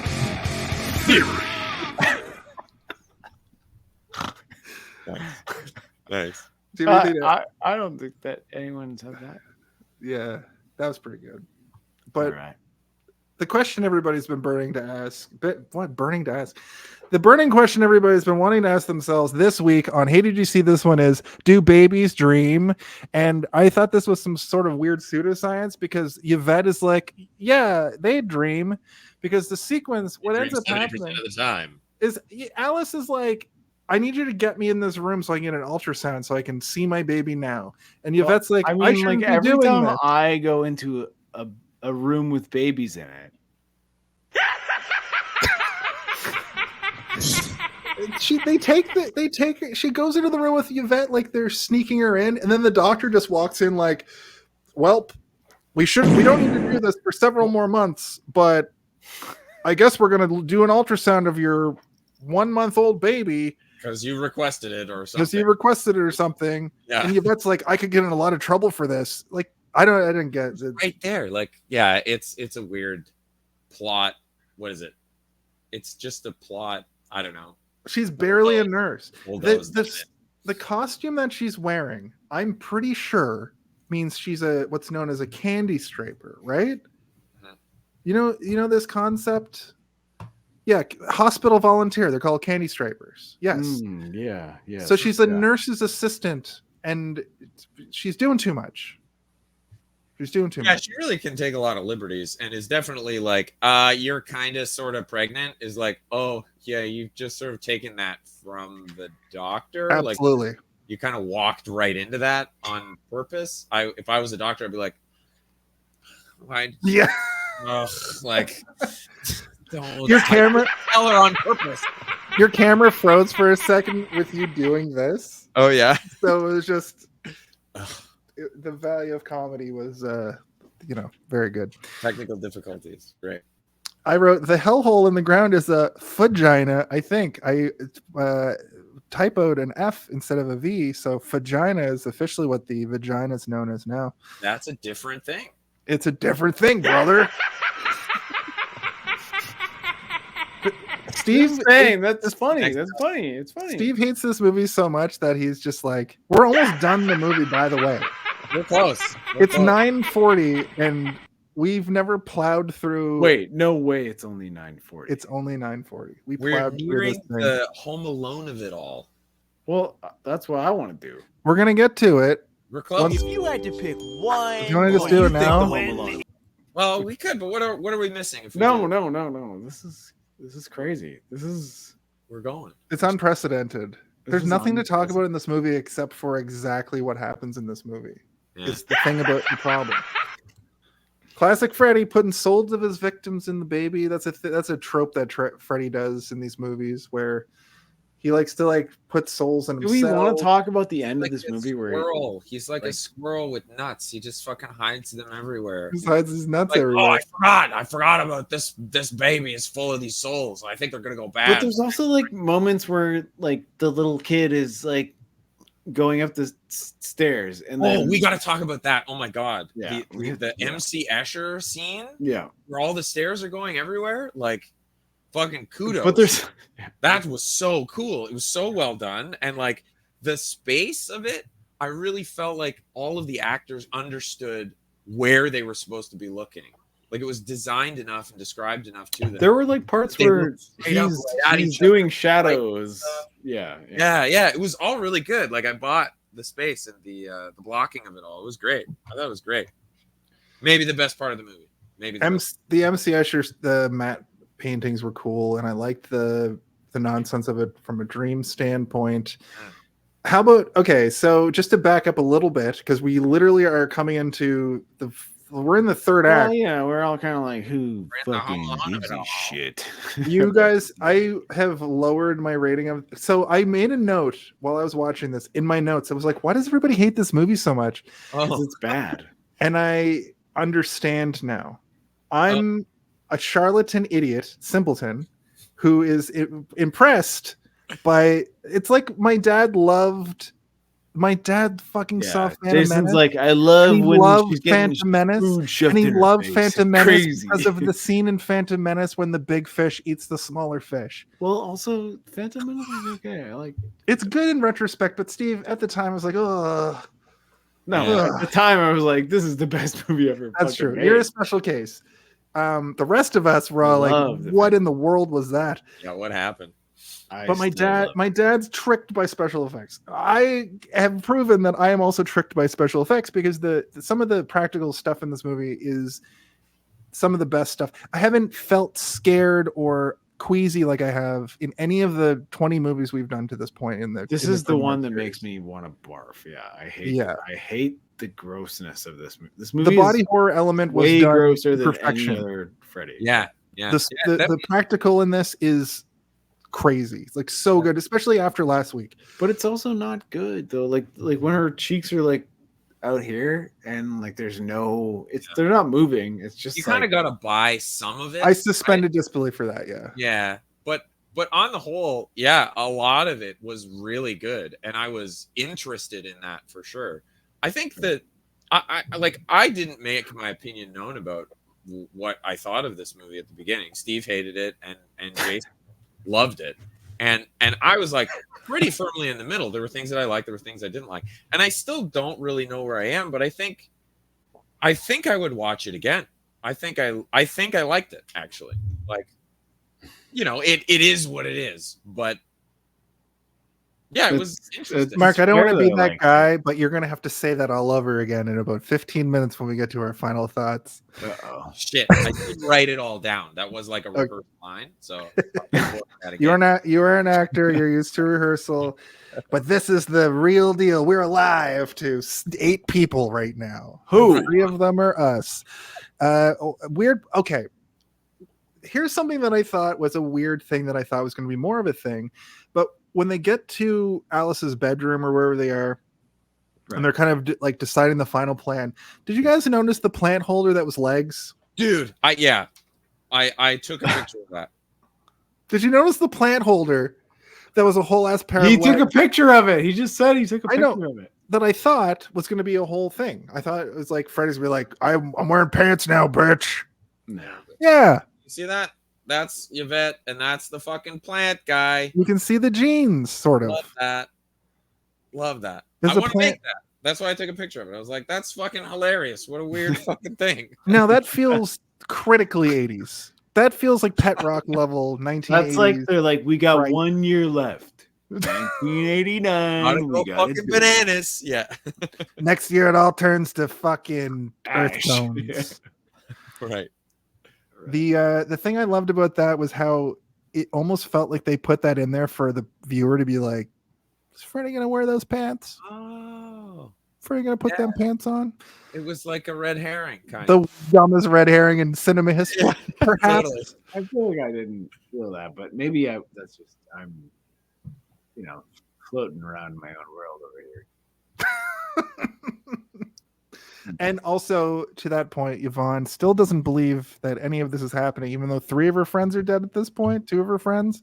Yeah, she's like, listen, I know that Freddy Krueger is real, and I know that he can kill you in your dreams, but there's no fucking way he can kill you in real life. Yeah, no way, not happening. Impossible. But what ends up happening is Mark is like, I got cuts on my hands. And then Alice pulls out a stack of dossiers that's like, also, these kills are mysterious. Yeah. I thought that was also funny. Like the just juxtaposition of plant legs and then her pulling out this stack of fucking dossiers, I thought was a really funny. Was that meant to be funny? The way she's everything like, that's meant to be funny. Look at all these kills. Everything in this movie that is meant to be funny is meant to be funny. And then Mark is like, why don't you get an abortion? There's ways we can remedy maybe that. That's not meant to be funny, but yeah, everything else is meant to be funny. Anyway, she won't do it. I hate the message. She didn't get an abortion? No. Well, you're telling me in the movie The Nightmare on Elm Street 5, A Dream Child, she didn't get a fucking abortion. She did not abort. But she does do some sort of like, I don't want to abort the child because he really reminds me of Jurassic Park, and I love it. He reminds me of Jurassic Park from the future, and I'm from the future. I'm a telekinesis after all. I've only seen it once, and I love that movie. But all right, I feel like maybe there's a missed opportunity in this movie that there could have been some kind of nightmare about an abortion?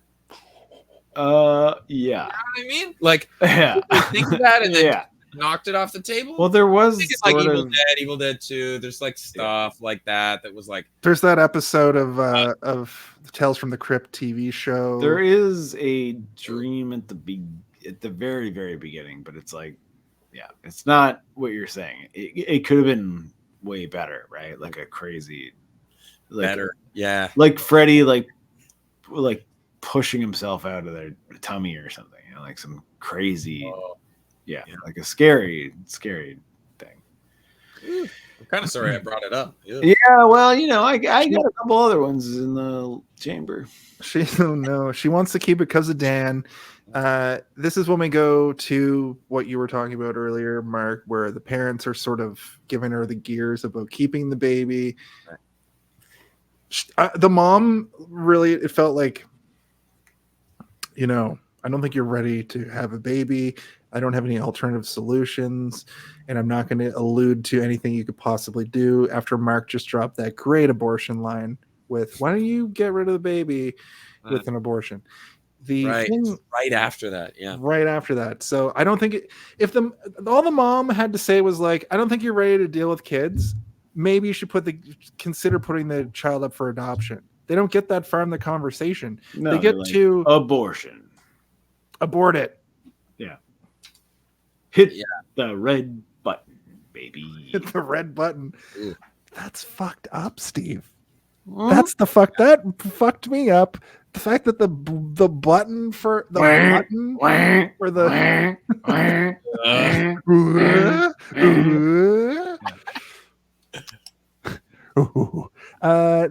they figure out they have to free Amanda Krueger so she will help stop Freddy Krueger. So once again, the mother of the freak monster has to be the one to save the day from beyond the grave posthumously. That's how I pronounce that. Don't think about it too hard.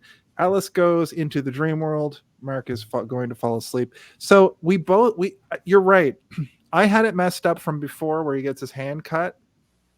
You were right that this scene here is where he opens the book and she goes to sleep. And I was right. Period. Where you going, Piglet? That's a great line. I thought. Yeah. I thought it made me feel weird. Yvonne. Yeah. Freddy attempts to kill Yvonne with. I don't even know if that's really her name. Yvonne. That's how I've been writing it. He attempts to. Wrong the whole time. Right. Yeah. He attempts to kill her. He does. He uses all of his powers to make her sort of dive onto the pavement. But I liked this scene. I thought the water was going to turn to solid, but it didn't. Instead, she dives like into the water and then goes through the water. If she goes through a tiny puddle, you know, like a circus freak, right. Yeah. Like the circus diver or whatever they're called. She's a real circus freak at this moment. She dives down. She ends up in like a manhole, like a sewer. And she's like perpetually drowning. I guess that's your fear if you're a diver. Like that's a pretty good. Well, hold on. Yeah, that's high concept. Perpetually. Yeah. In fact, during that scene, I was like, "What are my greatest fears?" I started thinking about. That's what I'm going to ask you right now. See, Jason, so this movie was good enough to make you self-aware, like to make you question, like, "Oh man, I'm scared of everything." So I want to know. What are your fears, Mark? What are your fears, Jason? Shit. What are you scared of? I'm afraid of walking really cool down the street while listening to a really badass metal song and like tripping a little bit. Yeah. And everybody sees. Like everybody. I don't think that's true. I think that's I think that's happened to you. It's happened to me. That's why I'm like, that's not true at all. I don't know. I think like getting cut and I think being frozen to death, maybe I think, You know, You're scared of getting frozen to death? no, I think a plane crash might be it. I'm going to Mexico next week. I think All a plane right. crash. This guy is all over the place. Mark, what's yours? Yeah, plane crashes don't really do it for me. I think that. Oh yeah, fuck. Yeah, my worst fear I think is, like, I think I have thalassophobia. Yeah, I get that. Fear of deep water. Fear of open ocean. Fear of deep Yeah. water. Fucking. Check this one out. Here. Let me compound that for you a little bit. Let me make that phobia a little bit worse. All right. You know the concept of like megalophobia. You know, like big stuff. I do. I know what that is. Huge things. I'm scared of flags that are too big. Imagine you're out in the middle of the When water. a flag is too and you big, I'm swim like, up- maybe you- get you- that flag a little bit You smaller, swim up please. to a fucking oil scary. platform. That fucks me up. Oh. Thalassophobia, megaphobia, And the thalassophobia. giant structure there. Yeah. That reminds me of a dream that I had a long time ago where I like. 1, 2, Freddy's coming in you. Oh no! In me. This is a different dream. I said what I said. I like fell off what I thought was, as a young kid, like the Golden Gate Bridge, and you know the like suspension like cables that run like this, but the ones that run straight down. I remember falling off and being really close to those, and those running all the way down into the water, like as far down, like I don't know what they were even stuck to, like infinitely into the ocean, and then like fell in beside them and was like grappling with it, trying to like pull myself out. That is the first time I thought of that dream, and like I think you're afraid of drowning a little bit then, just in general, based on your thalassophobia and that nightmare you just told us about. maybe. I mean, I love to swim, and I haven't swam in a while, but I really like to swim, so I don't know. Maybe that's why it's a fear, is because I like to swim, and it's possible that I could drown. What does this mean? When I was a kid, I had a nightmare where I was, I don't know if I was kissing Curious George. my dad. Nope. I don't know if what I was looking at Curious George or I was Curious George, but Curious George is in a wading pool, you know, like a little backyard pool, and the man in the yellow hat just comes and puts his boot in the water, and I woke up and I was scared. What does that mean? Shit. Kind of put his foot in the water. Like a germ thing? Like your boots are not supposed to. What do you think that means? Do you think that's like some sort of like? No, that's dumb. I don't know. I was 10. Yeah, well, that doesn't. Or maybe mean, 8. No, that doesn't mean anything. That's a bad dream. It's a bad dream. Maybe if Freddy Krueger was like, foot in the water, bitch. Imagine he put his foot in the water and went, bon appetit, bitch. And you're like, oh, shit.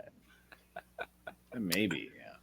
I used to have a dream when I had braces constantly, and I'm still recurring a little bit, where like I can imagine having braces would be a dream that you would have. Yeah.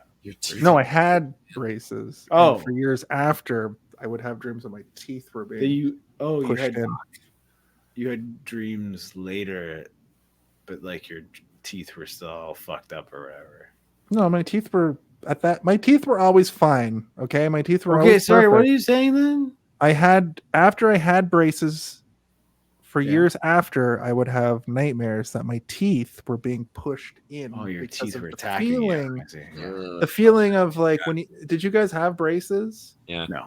You know when they would tighten your braces? Oh yeah. You'd be fucked up for a day because of the incredible pain. Yeah. I didn't have braces. Am I weird?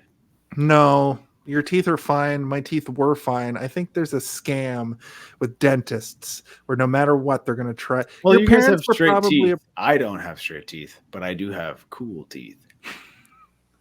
Yeah, you don't have like a snaggle tooth. No, I don't. Oh, no, my teeth are all right. Look, your teeth are great. Great. Your teeth are great. Your teeth are great. You don't have movie if star you guys jaws don't like keep me and saying Mark, my teeth are great, you do, actually. I will all kill three myself. of us have movie star jawlines. Don't Good say job. that. Good That's job. worse than an abortion. What? But I missed something there. We were talking about Jaws, and then we didn't watch. Didn't. Yeah. Didn't. Hey, Steve, check this cup out. Wow, it looks like. Wait. I wish I could do the TIE fighter. Oh, it's the masturbation chamber. It's the Guy Fighter. Yeah.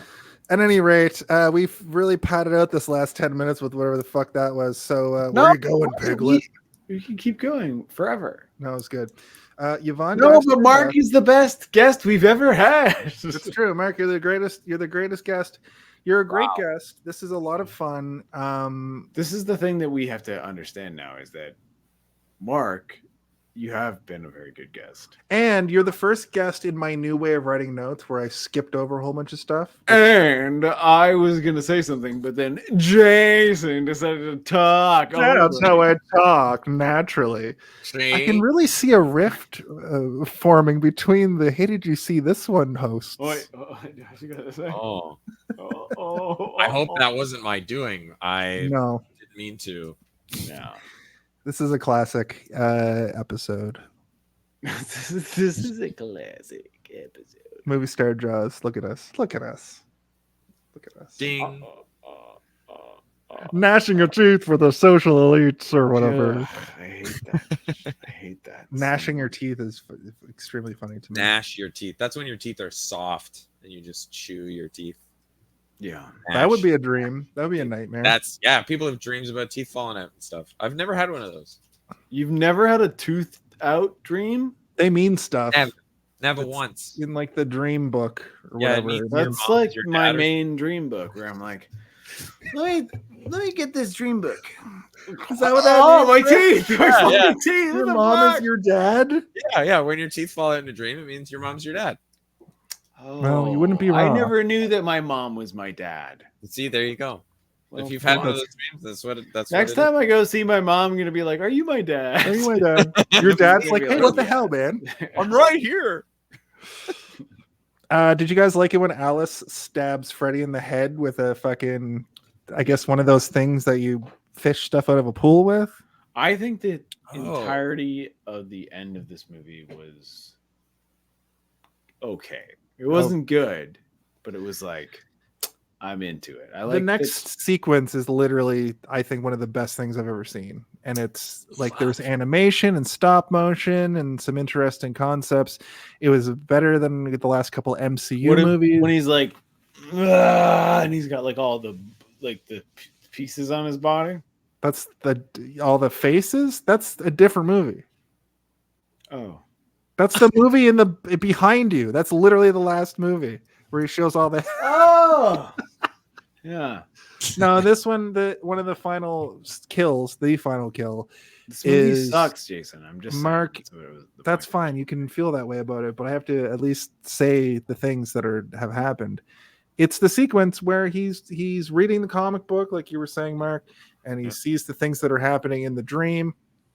He gets sucked into the comic book. He turns into Phantom Knight or whatever. We should And- all do the ding ding ding ding oh, ha, ha, ha, ha, ha. Like the when we turn into the superhero Freddy. That'd be pretty cool.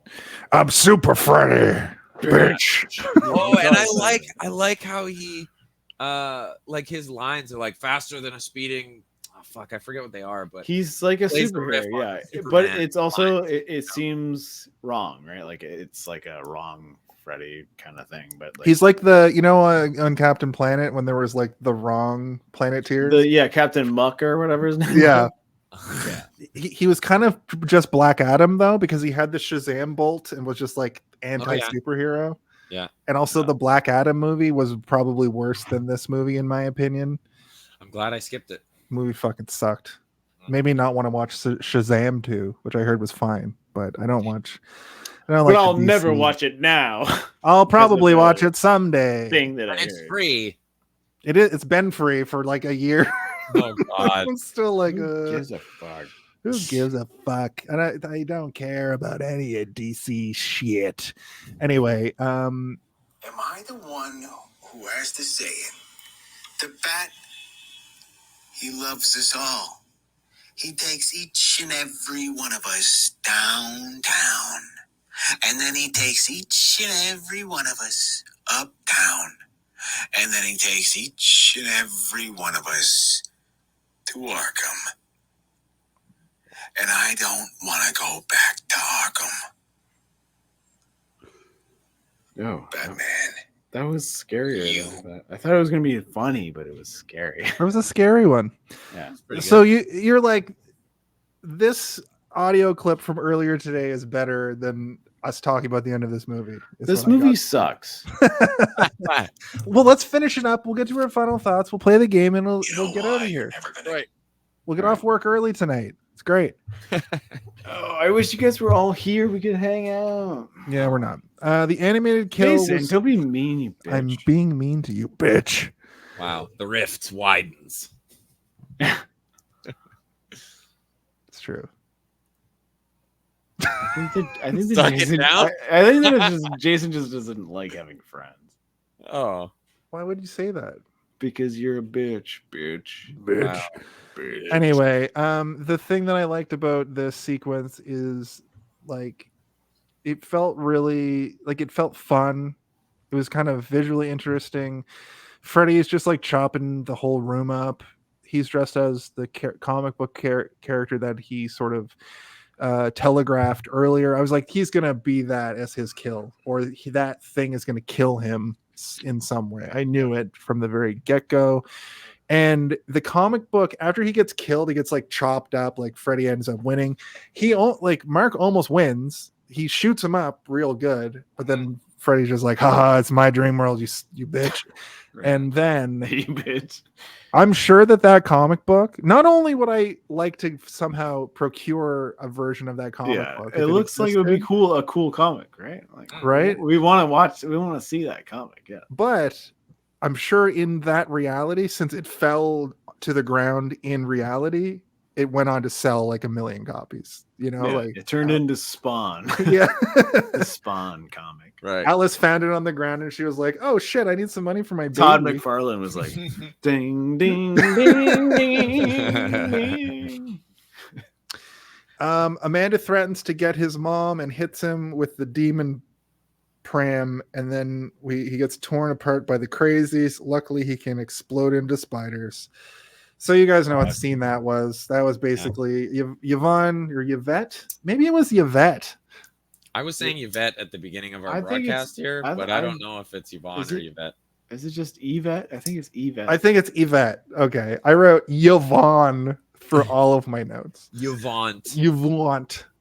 Somebody should look that up out of respect for this character, I think. I know. I wanted to hate her too because I thought that she was an insensitive character, but Freddy Fazbender comes back in Freddy Fazbender. That would be one. I watched that movie the other day, and you know what? It's fine. It's bad. It's fine. It's bad, You know what? but it's... Jason, you're right. It's fine. Yeah, it is fine. Yeah, it's fine. It was an interesting take on a thing I didn't know that much about. Yeah, that's kind of what I wrote. I was like, yeah, fine.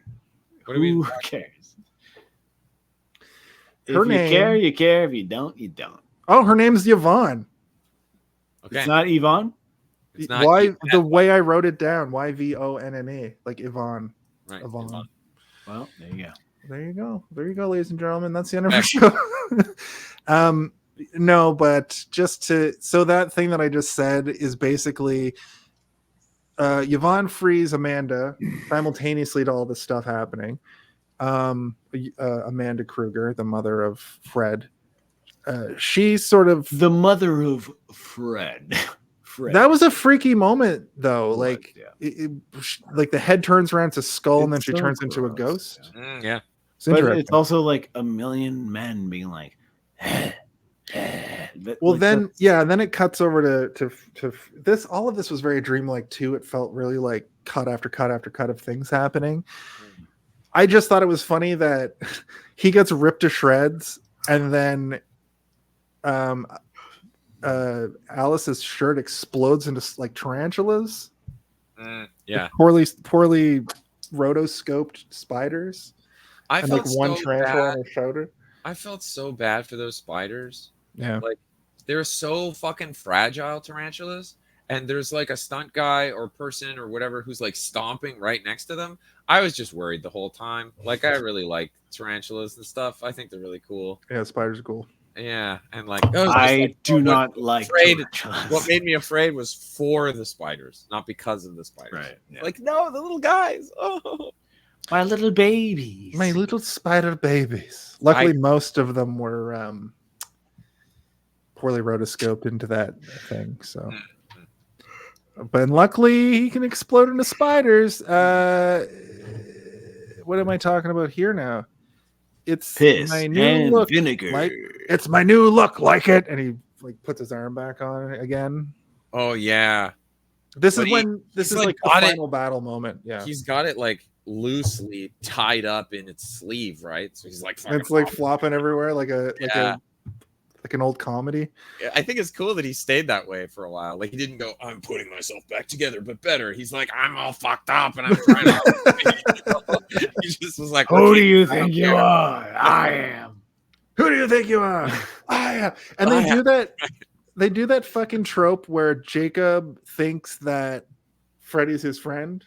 Like, this is my friend, and he's clearly like a freaky monster man with a burnt face. Yeah. The innocence of children. And then the weird, like, so I like the special effects in this movie, but I didn't get what the weird body horror battle between Alice and Freddy was supposed to really represent, where they're like, he's just kind of cutting her up from the inside. Yeah, I think it was an excuse to make a weird big battle. Like, it's just supposed to be the end of the movie. One of the rare times I think modern CGI would have done this. I know, but better. You know, but it was 1989. Who do you think you are? I am would have been all over this. It's true. I think, I thought that part was cool. Like they were so, like, what was he coming? He was like pulling himself out of her. I thought like, that part was they really were trying sweet. to pull each other apart, but they weren't like fused in the first place, really. But then what ends up happening is the baby just kind of crawls away from them after they are separated, right? Yeah. Right. So maybe it was that. Yeah. But he like eviscerates her arm at one point. She doesn't really fight back at all. And also, the most misogynistic shit I've ever seen is like they separate and she's standing there all dazed, and then the mom's like, Jacob, you have to use all of your Freddy Krueger powers to like beat him, and he goes over and like slaps her and kisses her. He's that like, was weird. These are the real Freddy Krueger powers. Yeah. Tongue in the mouth. Anyway, something I really liked about this scene too, where they're like, it's like this mortal, they're pulling each other apart kind of thing, and is her name Amanda? His mom, Amanda Krueger, Amanda Krueger. She's like just spatially off to the side, this ethereal, like floating golden doorway open, and she's like standing there in this, like, it reminded me of like Dark Souls, like a moment in Dark Souls I get that. She's meant to be like an angel, for sure. Yeah, it also felt really good. I really liked that part. There's a moment where Freddy Krueger faces I forgot to mention that when Jacob realizes his true power, his face goes Freddy, like his face goes Freddy Krueger. Yeah. And there's this really cool shot where Freddy sort of comes from off camera and he appears like this, and they shoot him like, at the beginning of a Mortal Kombat fight, how they shoot the characters like kind of coming into frame. It looked like that. And I want to go back and look at, he's in like Mortal Kombat 11 or something. I want to see if it's framed like that. Yeah. It was cool. It's interesting. And, that's going to be kind of my whole thesis about this movie. But with that, of course, our boy Jacob Krueger, I guess would be his name, or Jacob, whatever. His name is Jacques Krueger. Bonjour. Krueger. Jacques Krueger. His name is Krueger. Krueger. I also wanted to point out that while they're having that weird like body morph battle, Jacob's just like, watch. Yeah, I would be too. I'd be like, what is happening? Oh my god. But that's pretty much it. He gets blasted with Jacob's anti-Freddy Krueger powers. Like, like some sort of, I felt very Ghostbusters because he like blasts him with a ray, and then these like three weird versions of like the souls come out of Freddy. Yeah. And the souls of the dead friends pull the baby out, the evil baby out. Amanda gets the nightmare baby, and absorbs it. Are we gonna get that baby? We're gonna get that baby. All of us. Everyone get your.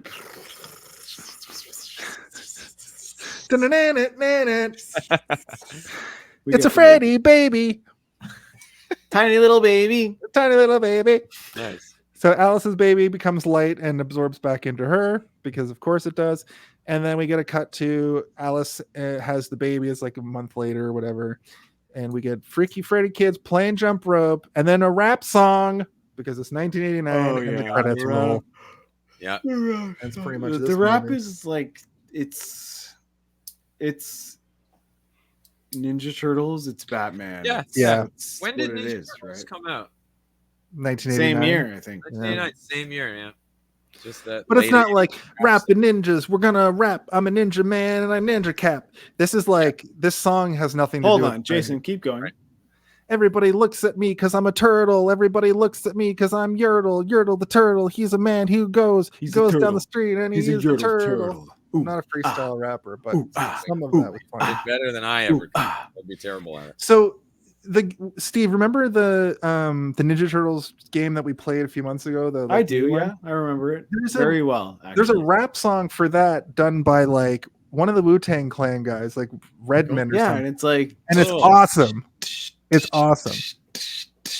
And you're like, what the fuck? And like that's how it starts and that's how it ends. It's like bam, bam, bam, ding, ding, ding, ding, boom, doom, doom, doom, doom, doom, doom, boom. Boom, boom, boom. Anyway, this is the point of the show where we talk about our Home Alone of it all. Oh, we want to talk about the fucking Home Alone of it all, do we? Is that what we want to talk about? Do I go first or what? If you had to pick one, what do you think the Home Alone of it all? The Home Alone of it all? Can someone please tell me when the Home Alone? I really gotta know. When is the Home Alone of it all? What is the Home Alone of it all? Now that's the Home Alone of it all. Now that's the Home Alone of it all, Mark. You know what you need. I explained it to you briefly earlier, but essentially the Home Alone of it all is the idea that in the movie Home Alone, the part that we all want to go see is when Kevin McAllister booby traps the shit out of his home and Marvin Pervert. What are their names? Marvin, Harry. His name is Marvin Pervert. Yeah. Marvin Pervert attacks the home. And basically you want to see, you came here to, the thing you came here My to name's see. Marvin Pervert and I'm coming for your home. Emphasis on coming. Whoa. I think in this movie, Mark, go ahead. the actual Home Alone of it all in this movie is I don't know, like it's always someone standing up to Freddy and them being able to do something to fight him. So you get a bit of that in Mark's fight. And you get a lot of that in the climax of the movie, like the very last sort of battle with him. Because, yeah, it's fun to watch him just like toy with people and take over somebody's dream and, you know, steamroll them and just kill them. But it's better when there's a play, when there's play back and forth, right? And you see what these characters, like, you want to do. Like, what am I saying? Like you see the fantasy of being able to control your dreams, and when these characters are able to fight back and turn into the superhero or what have you, like that's I think, I didn't know this, but that's what I came here to see, I think. Yeah, I appreciate that. I think this one has an early Home Alone of it all. But Steve, why don't you hit us with your Home Alone of it all for My this? Home Alone of it all? If you had to pick one, what do you think the Home Alone of it all? Can someone please tell me when the padding out I really gotta this know episode, when is the Home Alone like they padded out this movie with Now that's the Home Alone of it all. I'm Martin Pervert, and this is my Christmas movie. This movie does not have a Home Alone of it all. There is no Home Alone of it all in this movie. And if you try to tell me there is one, I think that you're wrong. That's unprecedented, Steve. Is that your final answer? That's my final answer. There's no Home Alone. There's not. You didn't. Not I get it, because you don't like. You don't even like the movie at all. Yeah, it's no part of the movie. No. I believe there is no Home Alone of it all. Even if I did like the movie, I would still say that. I would still say it, that there is no Home alone of it all. All right. Well, that's interesting. Because my Home Alone of it all is when Dan dies and Freddy starts reaping havoc on their whole shit. Like Dan's kill into the rest of the movie. That's sort of where I went with it. Yeah, because then there's a big motivation with the main character, and it drives the whole rest of the movie.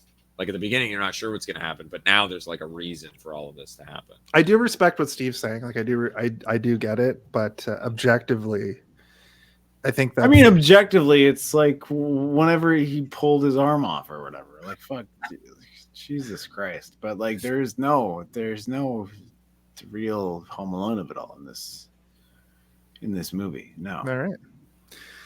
Well, I do not like this movie. I know you hate it. It's great. This is Mark. I'm so happy that you came to come with us on this. There's still more journey, things, but I hate this movie so much. It's so fucking shit. But all right, let's keep going. With that, let's do a little bit of a game show. Oh, all right. Yeah, I don't understand this. What kind of game show? An MPAA rating game show. Oh my God, if only I could find the way home. Here we go. Wait. What? It's time to play Guess the MPAA. That's right, everybody. My name is Robert Englund, and I, of course... Your name's Robert Englund? My role on this show is I am the host of the world's greatest game show in the history of internet game shows, and of course, this is the MPAA rating game. The rules are simple. There's a 5-digit number. I'm going to give you the first 2 digits of the MPAA number. All you have to do is guess the next 3 numbers. And of course, the guess goes first. Mark, did you hear that? Yeah. Give me a number between 001 and 999. I'll tell you if you're higher or lower. The first 2 numbers are 29. That doesn't matter, but like 29 and then 3. Jason, stop it. Not of the 3-digit number. Jason, stop it. 5-digit Okay, number. now I don't understand. So I'm giving a number between 001 and 999. Yep. Yeah. And the number I'm going to give is 555. Steve, higher. 8.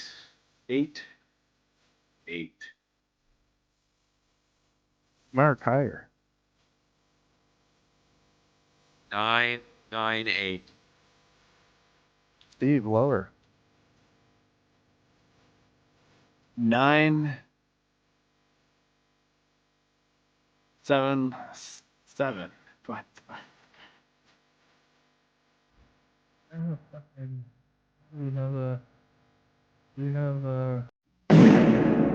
no! I'm sorry. The official MPAA rating, the certificate rating for this is 29938.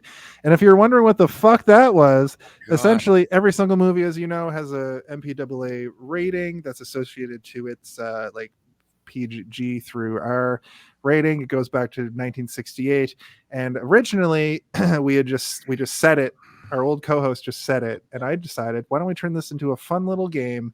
So it's become the ultimate game show. The ultimate game show, Steve. Yep, it's an ultimate game show. It's the ultimate game show. Everyone says it's the ultimate game show. The MPAA, everyone. The MPAA. Wow. That's right. Wow. Wow. Mark, you're the only person who ever. Wow. Wow. Yeah. Okay, so I guess why don't we talk about our final thoughts a little bit there? All right.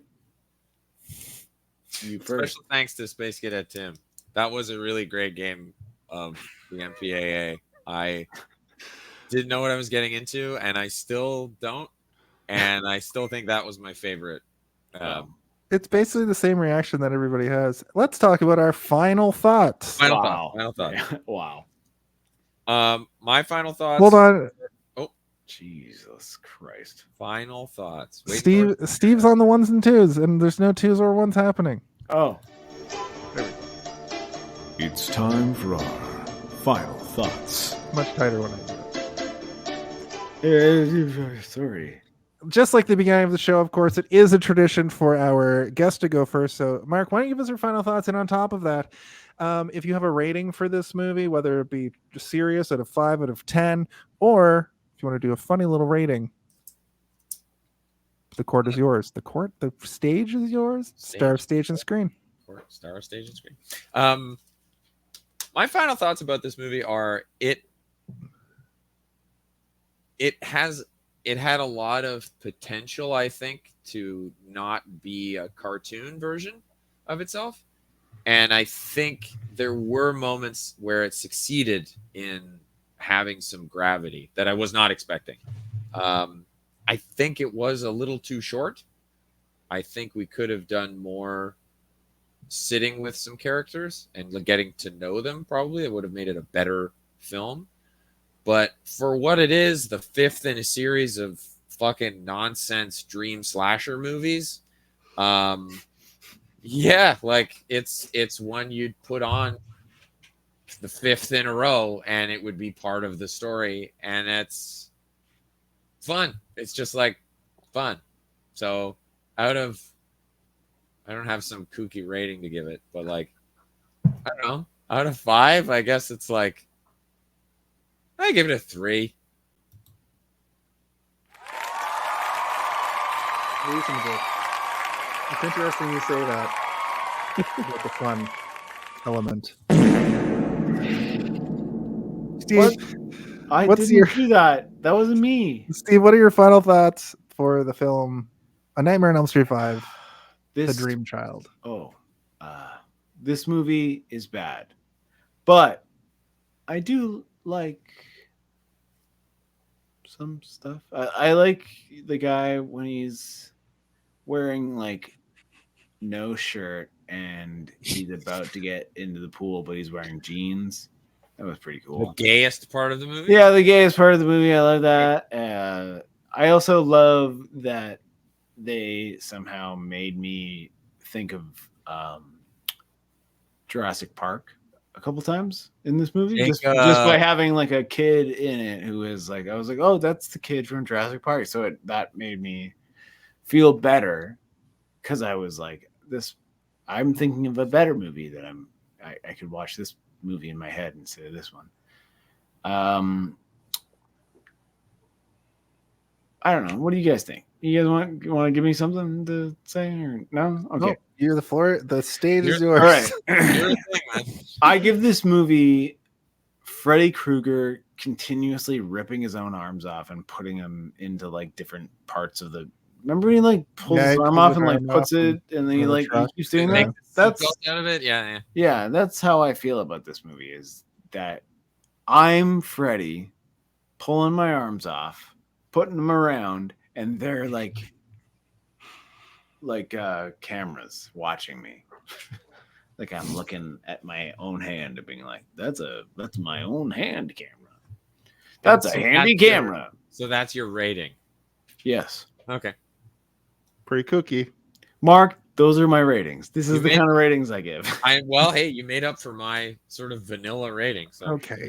Jason, tell them about my ratings. My ratings are fucking wild. He does. In fact, I've taken a lot of inspiration from Steve's ratings. I ironically do out of 5, and kooky as all it may be, I also do a Steve rating now as well. So I see.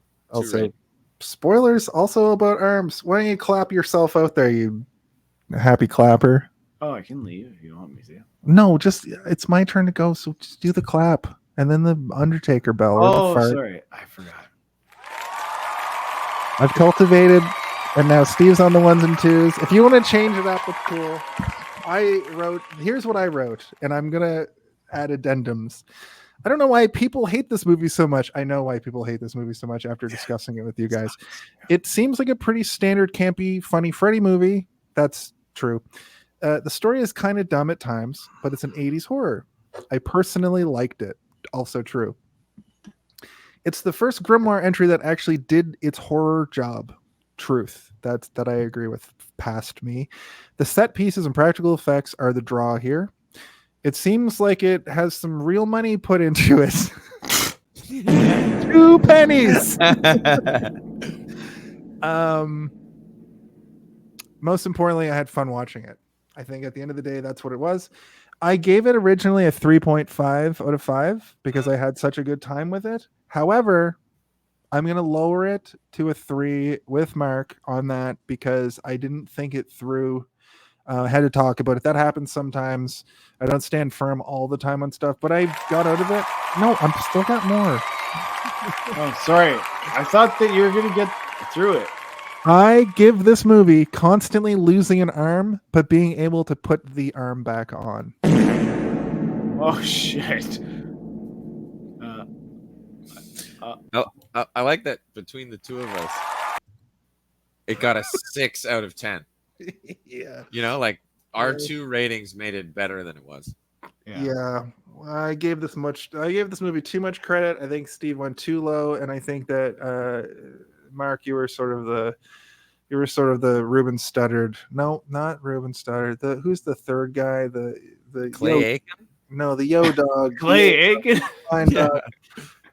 I wasn't the, or maybe the Paula Abdul. I don't think care. He's the Chucky. Oh.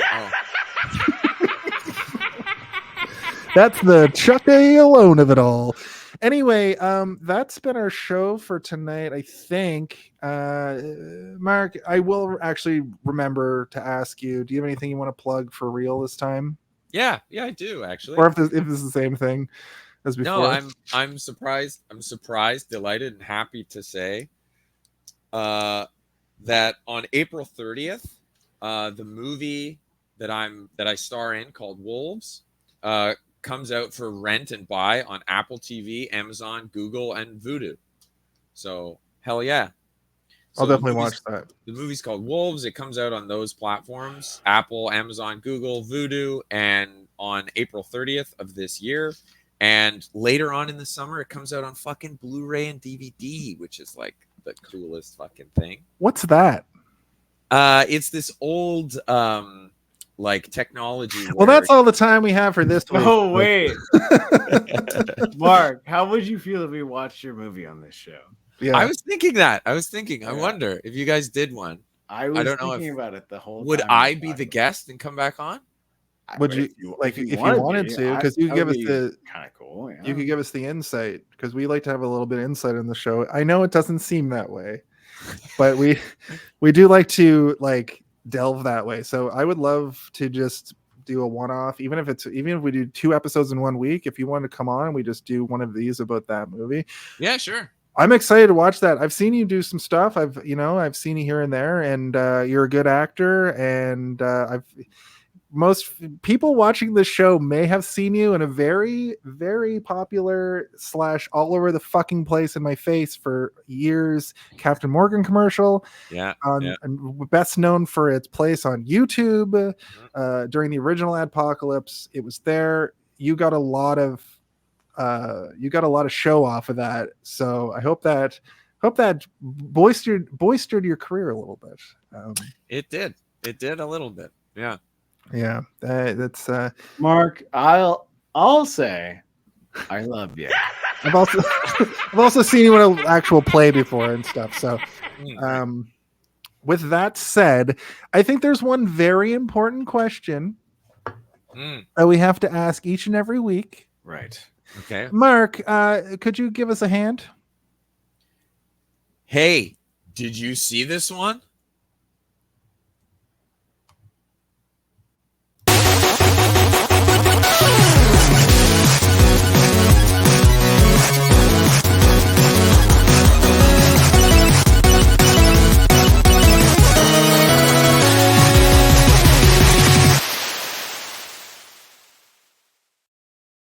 Trying to figure out where to press it and how to press it. Jason. That was fun. Mark, I'm so happy you were there. That was so nice. That was such a nice thing to have you on. Yeah, this was fun. Wait, they can still see us. Oh. Hold hold on. We gotta do the thing.